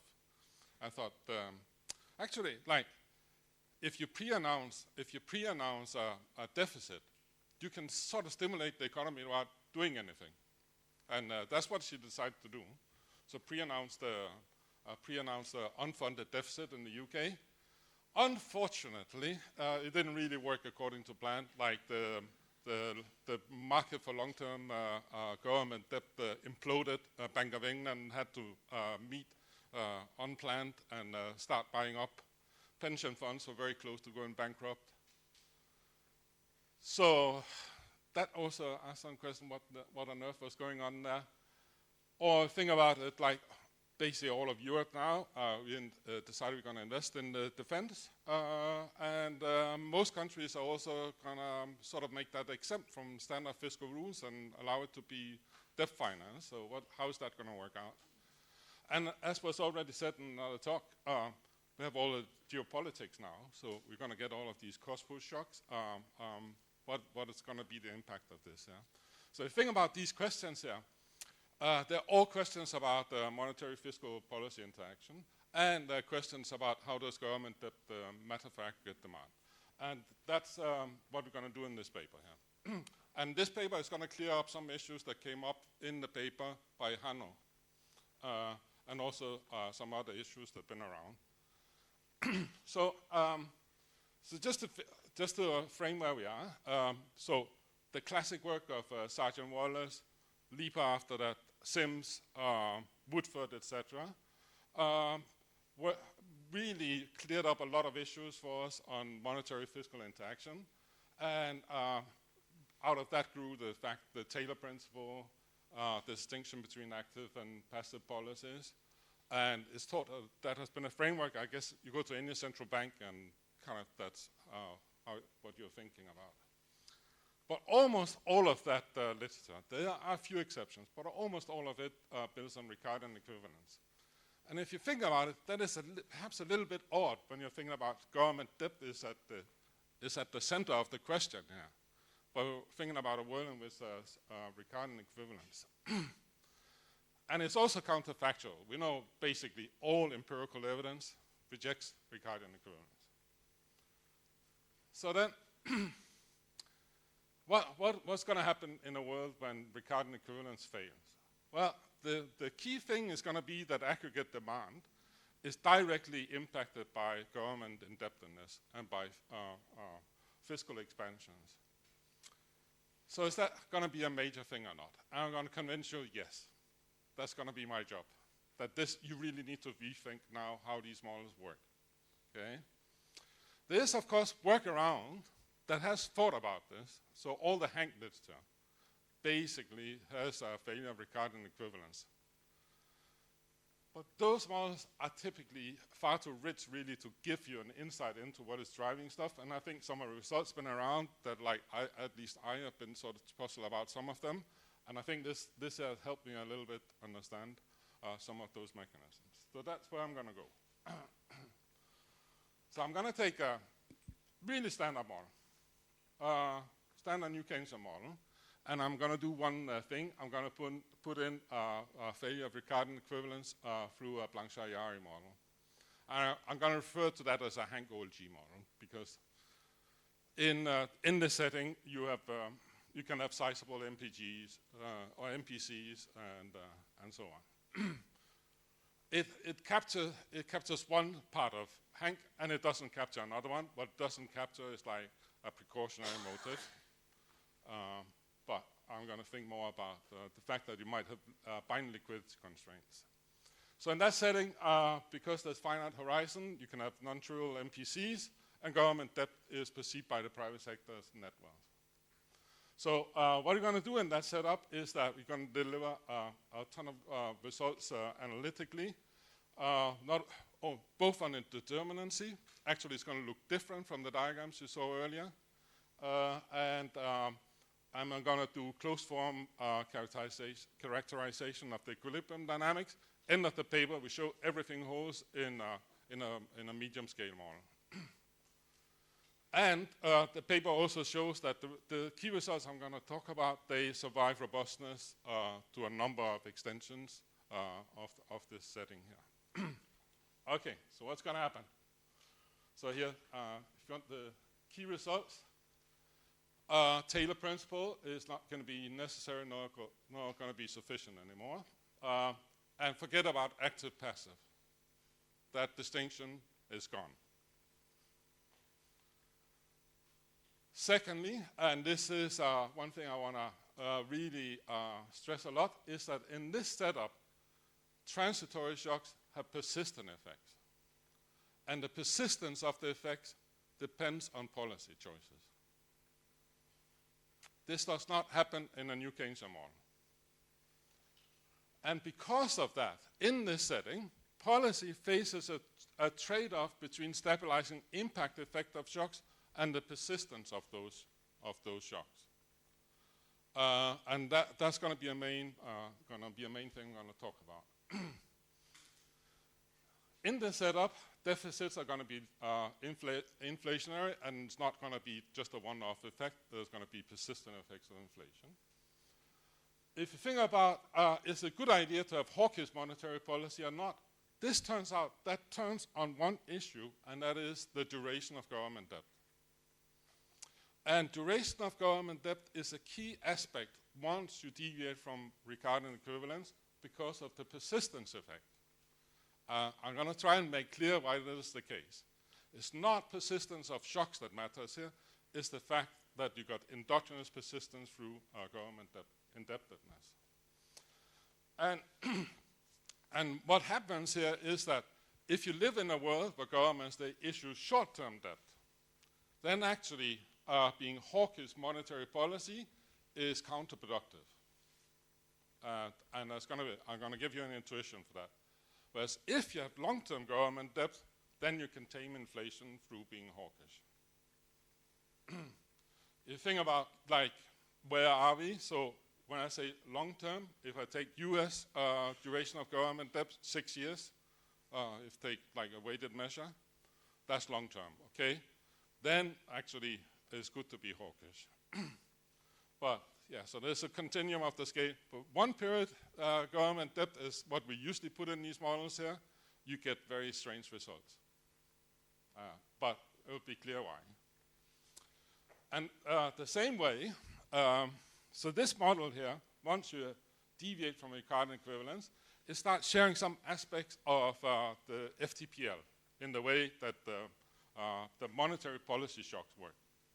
So in the FTPL, if I hike the nominal interest rate, inflation actually goes up because of the fiscal consequences of shocks. That also happens here, but it flips when you have long-term debt. Okay, and again, this comes from this endogenous persistence point I'm going to try and make. Okay. So here's the model. So it's going to be Blanchard-Yari.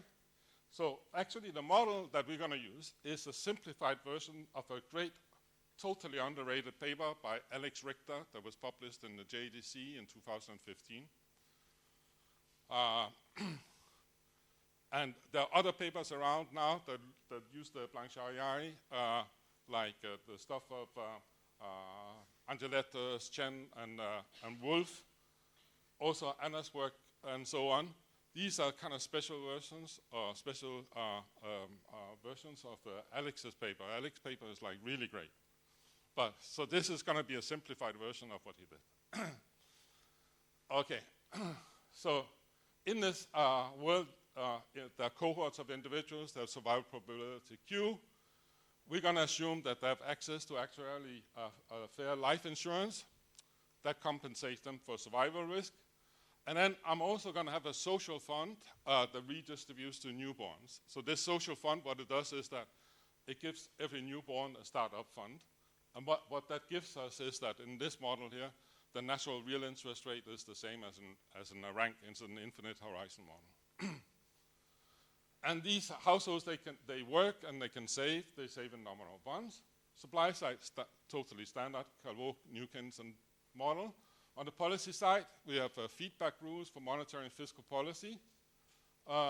So the monetary policy guy sets a short-term nominal interest rate, and the fiscal policy guy is in charge of the government budget, and they have feedback from government changes in government debt to the primary surplus.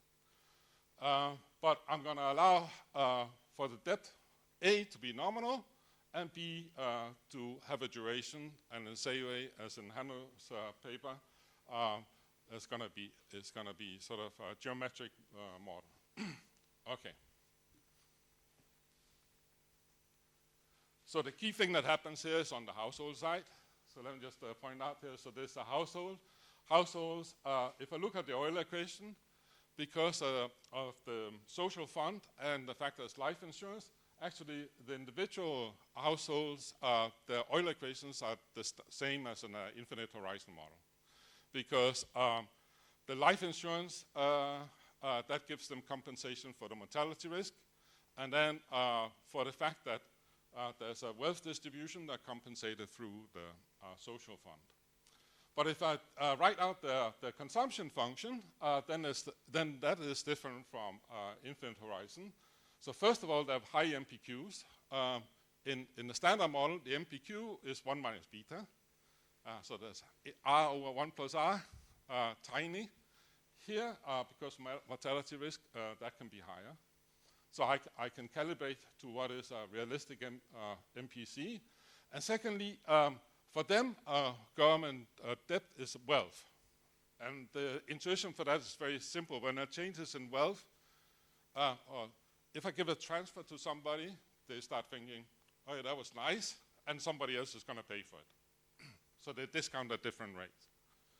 On the right there, I have the black dotted line is the estimate of the IMPC in the letter by the paper on Norwegian households' consumption responses to lottery winnings. So that's the black dotted line. The blue line is the MPC in this model here, the IMPC, and it's kind of pretty close. If I put in some hand to mouth, I can match it almost perfectly. So you should ask yourself, how come that is persistent? And that is because the persistence point I'm going to come to. Because usually you can match the MPC on impact, but then after that there's no propagation here. That's not going to be the case. Okay, if I aggregate Euler equations across households, I can get an aggregate Euler equation, and that's the one I've written here. And the aggregate Euler equation is different from infinite horizon because Ricardian equivalence now fails. So consumption growth now depends on real interest rate, standard intertemporal motive, but there's also when there's shocks to the deficit, there's reallocation of wealth across households. So if you give a transfer today, current households, they get the transfer, future households will pay part of it. And that shows up in the consumption growth equation with a coefficient chi here that is related to this planning horizon Q here. Or I can just calibrate that to the MPC. So here, when Ricardian equivalence fails, real government debt impacts on consumption growth. The other thing to remember here is that wealth is nominal because government debt is nominal. So when there's inflation, that devalues debt. Okay. So in this case here, there's a fiscal channel of demand, and that's going to be the key thing. Okay. So this here is the model in 6 equations. Sorry. First one, I'm lock-linearizing now. The first one is the aggregate Euler equation. Looks like a standard one, apart from the non-Ricardian features, which comes through the chi parameter. So if the deficit goes up and debt goes up, then consumption goes up today, output goes up today. And then there's a devaluation of debt through this chi gamma term. The gamma is the level of debt to GDP. So that's like the tax base. The higher is the tax base, the bigger is the impact of inflation. So that's the second term in the first line. Second line is just standard Phillips curve. Third line is a standard government budget constraint. It looks a little bit non-standard, but just because I have long-term government debt in there. Then the fourth line is the rule for the government surplus. So we assume that When government indebtedness goes up, then surplus goes up with an elasticity of alpha V. And then there's a Taylor rule for the interest rate, and the last one is an arbitrage between short and long bonds. So the key thing I'm going to think about is the impact on the equilibrium of the policy parameters. That's phi pi, the response of interest rate to inflation, and alpha V, the response of the primary surplus to government debt. That I'm going to think in a world like that, the two policy parameters. And I'm going to think about determinacy properties and the impact of shocks.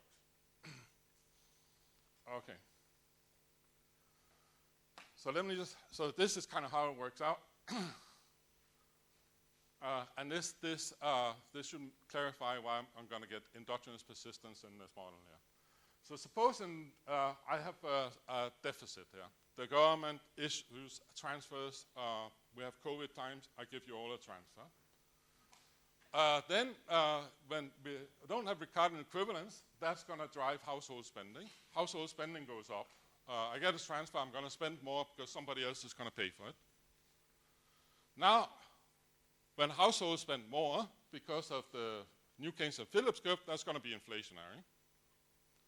And inflation impact on real government indebtedness. So that's one fiscal consequence of that. Secondly, if inflation goes up, interest rate goes up through the Taylor rule, and that impacts on the interest rates on outstanding government debt that the government is paying. And they're paying that to the private sector. So now, if we have recurrent equivalence, then we stop. Then actually there's not even an effect of the deficit shock. But when we don't have recurrent equivalence, then the change in government debt that now happens, that has a second round impact on spending, that impacts on inflation, on output, on interest rate, and creates persistence now. Okay? So that the dotted red lines, they are absent under recurrent equivalence, but when recurrent equivalence is violated, that creates persistence endogenously now. Okay. So this is what the determinacy diagrams actually look like. On the left, I have a model with recurrent equivalence. On the right, I have it when recurrent equivalence is violated. So on the right, there's a big green area. That's when the Taylor principle is satisfied. And monetary or fiscal policy is passive. And passive fiscal policy means that the response of government debt or of the surplus to debt is more than R over 1 plus R. It does more than rolling over debt. So in that, there's a unique equilibrium. Then there's another small green area. That's a fiscal theory. And then there's a small black area. That's when we have explosive equilibrium. Once I deviate from recurrent equivalence, I get the diagram on the right. And diagram on the right, there's not two distinct areas with a unique equilibrium. There's one area that's all melted together. So there's no longer anything that you can call active and passive policies anymore. What also happens there is that the explosive region is bigger and the area with indeterminacy is small.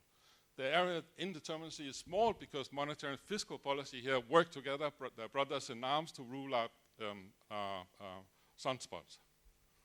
The explosive region is higher because in that area, when you can get spirals of debt and inflation in that area. Okay, so this here I think I said already, but Taylor principle is neither necessary or sufficient area, or sufficient condition for equilibrium uniqueness. Yeah. Okay. The second thing is I can solve out for dynamics, and dynamics look like this here.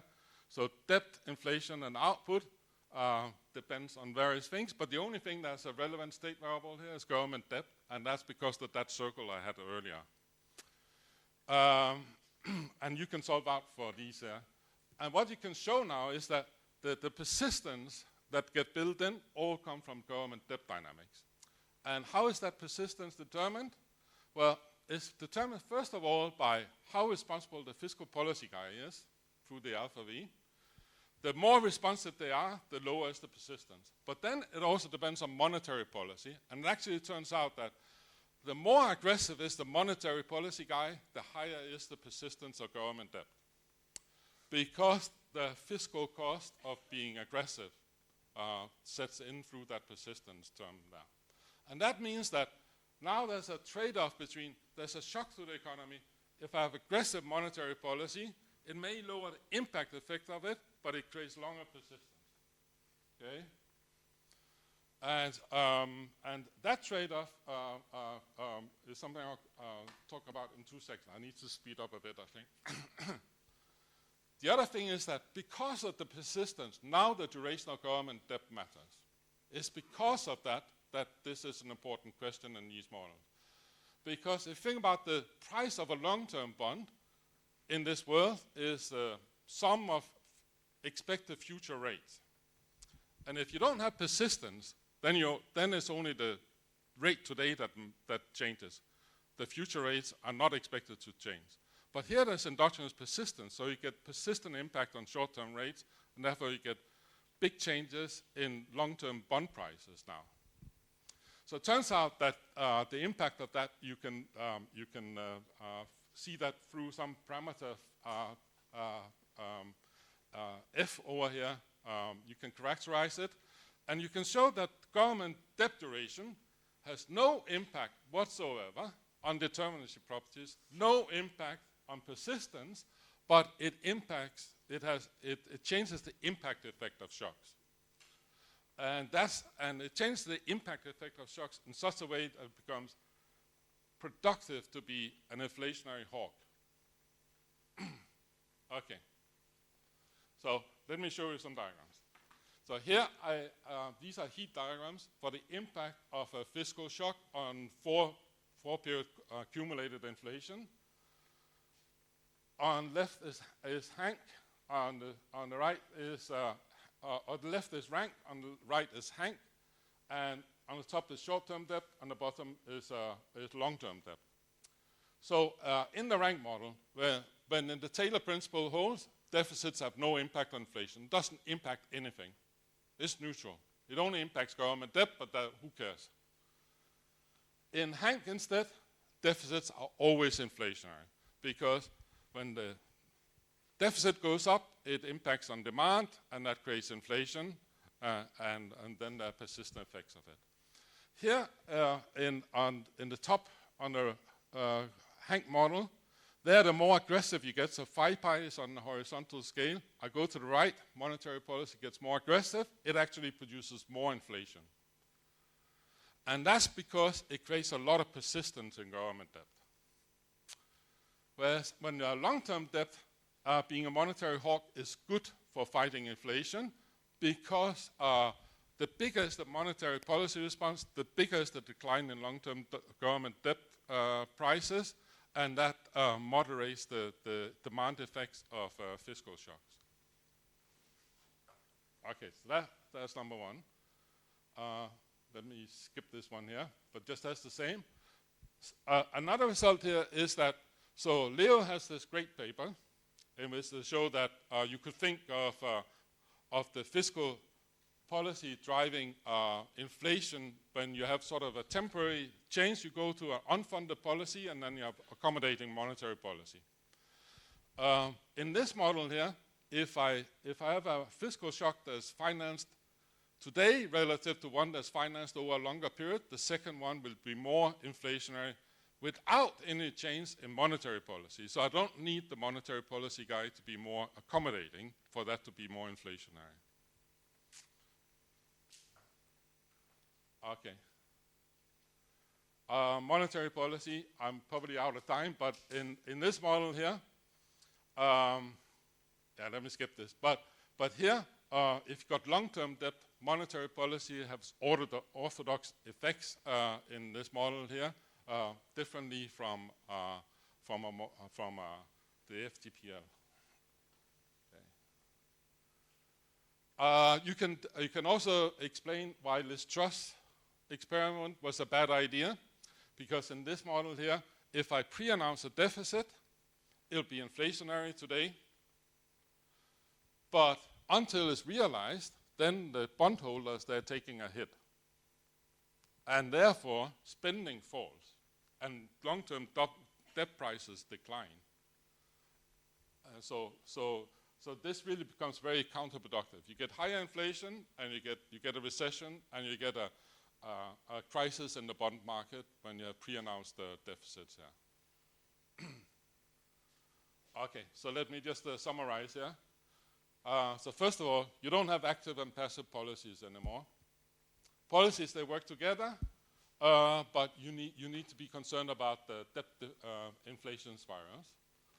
If you're hawkish, it has fiscal cost. It can reduce inflation to be hawkish, but it requires debt to be long-term. Deficits are inflationary, and the more inflationary, the slower you finance them. Maturity is a policy variable here. It governs how shocks and policy responses impact on capital gains and losses on long-term bonds. And announcements of future policies here may be very costly, as the Liz Truss experiment showed. Okay, stop that.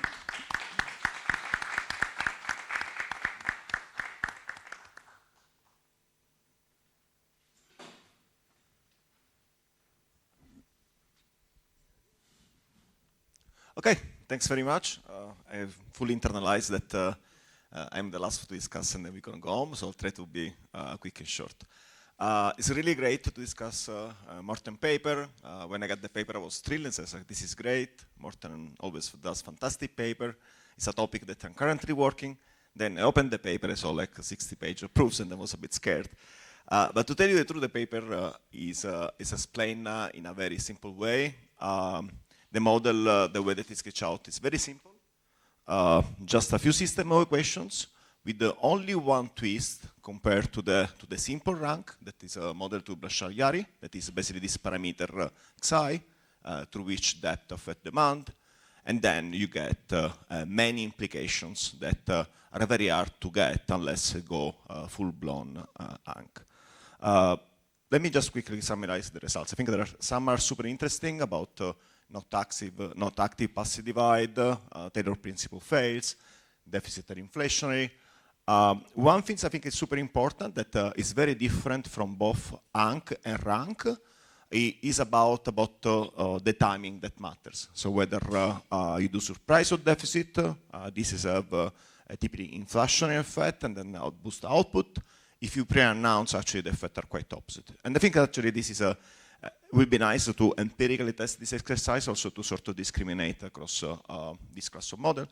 The model, again, is very simple, and then, and of course, the authors, they try to generalize, adding a lot of frictions. And one important one is debt maturity, which is actually some of the comments that I'm going to focus on. I'll make two sets of comments. One is what we gain by this simple ANC, OLG ANC, towards the full-scale ANC. And I think we gain a lot in the sense that it's very simple, it's trackable, and you can get a lot of implications. Still, if you love ANC, you would like to know, well, how large is in the data this effect about the 12 channels. If you had to compare to other elements that make the ANC to replicate some of this effect that we see, how we can compare this. So what is this effect towards other type of effect, borrowing constraints, heterogeneous MPC, portfolio composition effect, so to have sort of benchmark the discussion. Importantly, the way that public debt is, public debt is not held by everybody. So, we know like through ANC that the public debt is held by more richer household. This implies that these are typically people with the lower MPC.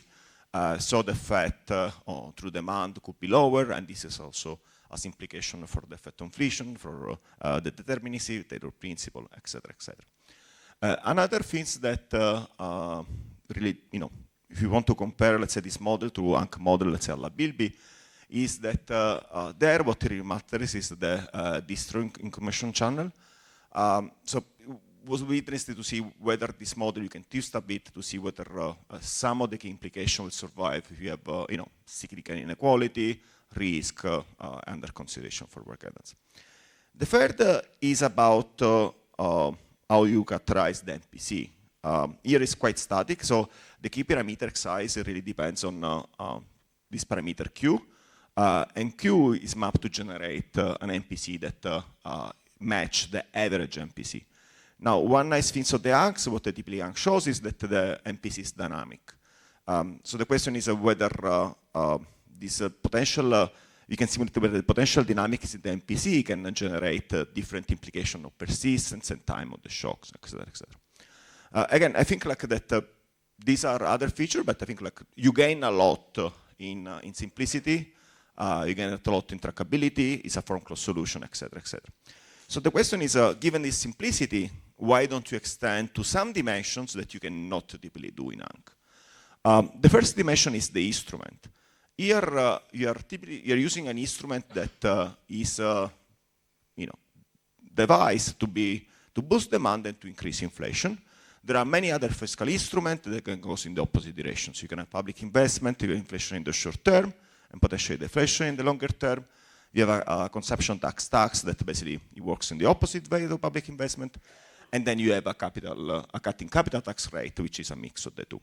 And I think like something that you can potentially do in the model, in the way that you calibrate the effect on demand and inflation, and it's something that will be value added that is very hard to do in ANC. The second is, and that you spent a lot about this, is one interesting aspect of the model is the role of debt maturity. And the way that it works is because debt maturity really shapes the wealth effect in terms of future gains. Now, if you look in the data, actually what you get is completely the opposite. So this is a joint work with the colleague at the MF at the University of Palermo, where basically we take like the standard monetary policy shocks, Swanson or Romer, whatever. You look at the impact of these shocks on both the transmission to fiscal aggregate as well as transmission of economic activity.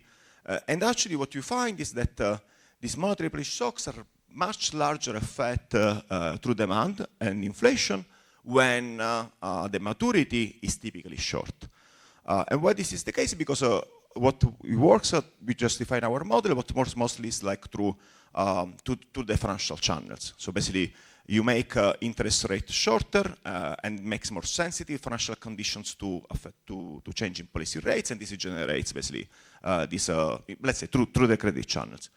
And why this matters? Because we know that in the US, maturity has changed over time, and actually now we are at periods where maturity is much higher than what you observed, let's say, before COVID. And I think having a bit of discussion on this, thinking about how other mechanisms in your models could potentially flip these results that you get maturity, will be very nice. Finally, there's been something that again you can do in your model is to sort of indigenize the interest payment to debt. There is a recent paper by Sarah, a recent paper by Bidet, where he extended the standard lowback and shows that actually this effect, if any, have even increased in the recent periods. And again, it's something that your model you cannot do ANC, and I think it's something that will be really important for this across model. So kudos, I think it's a great idea to bring this youth perpetual model to generate so many implications that are very typical to obtain with rank, and I think this is it's truly a paper that everybody should read after Copilot and after, because before it was a bit difficult. So thank you, Martin.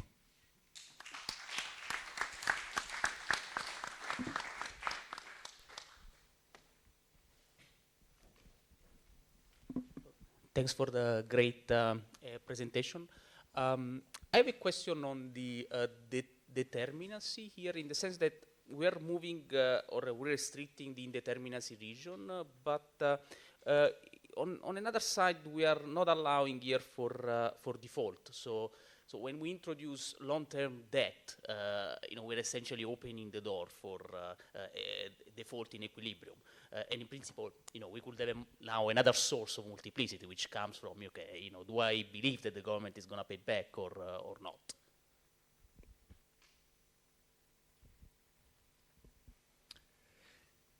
Thanks. So of course, I love life cycle, and I think it is the direction of the future. And so I love this. I thought it was great. I love the, debt as money kind of result that you get in this kind of a model. So it's not surprising to me that the fiscal effects are inflationary. However, you've also got the Taylor rule in there, and the Taylor rule is taken off the shelf. So I guess what the policymaker should be doing in this model is leaning against unfunded fiscal expansion. And if you did that, that would change your determinacy regions and do other things. So I think maybe you should figure out what the optimal policy is. I don't know if you can do that, but you could figure out the optimal policy, and then you could talk about everything relative to that. Otherwise, you've got sort of the ad hoc policy rule in there, which I love anyway, but I think it's interesting, but I think maybe you should go to the optimal.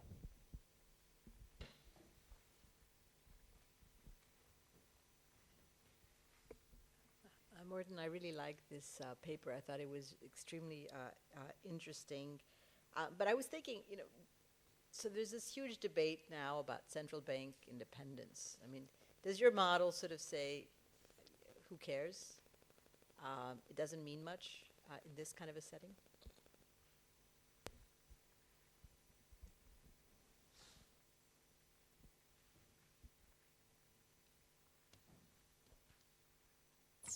Yeah, so thanks for all the comments from the audience and from Daida.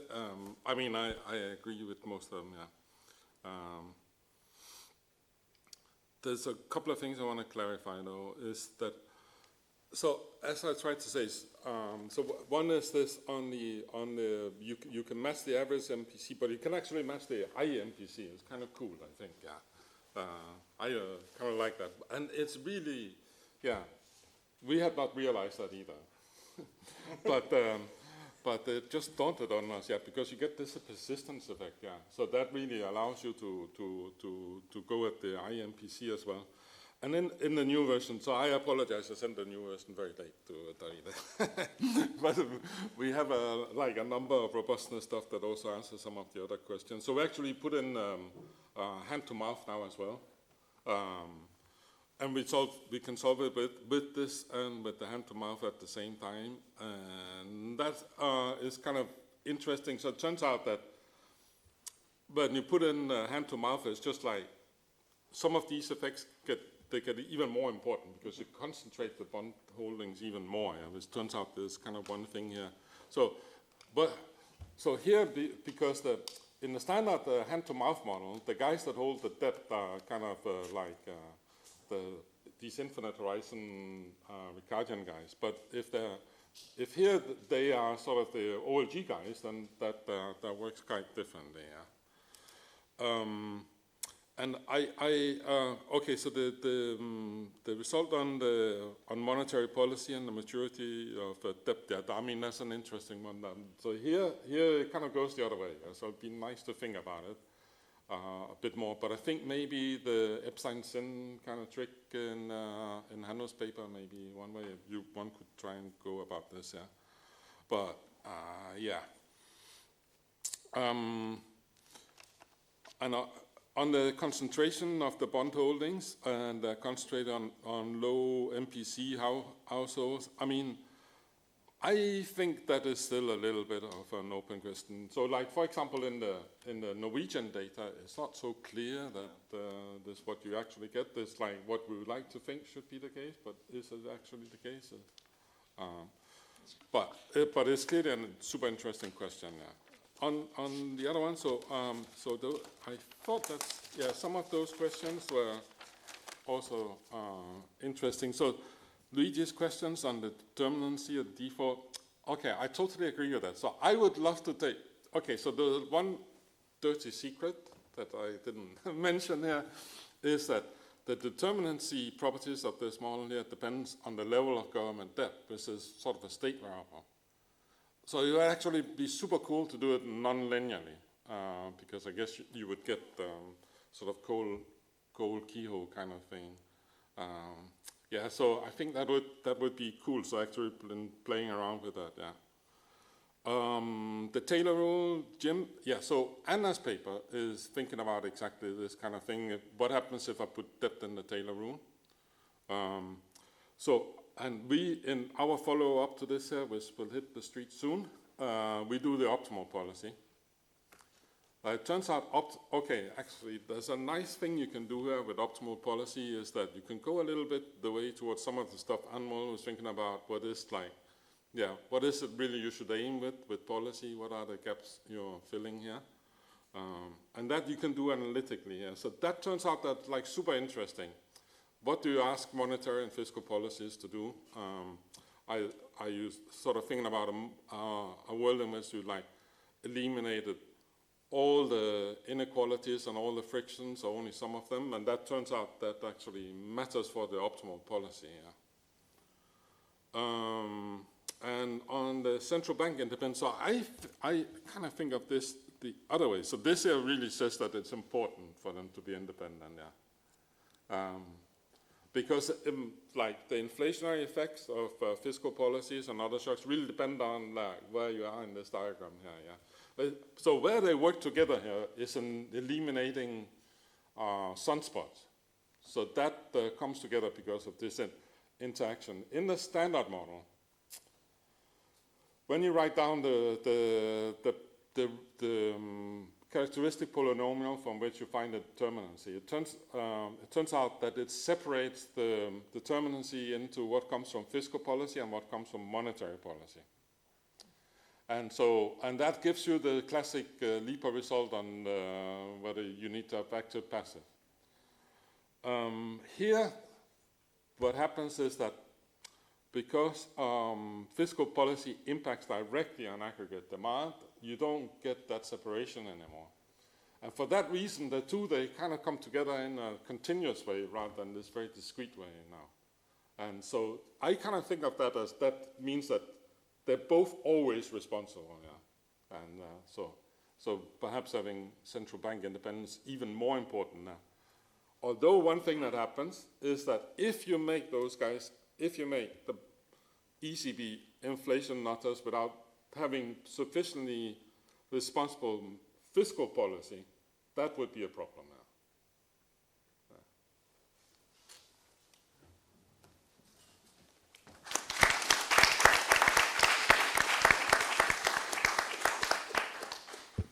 Okay, this concludes today's work. Thanks a lot. Let me thank all the participants, all the discussants, all the authors, and all of you that took part to the works today. Our next session will be tomorrow morning at 9:15. Thanks again.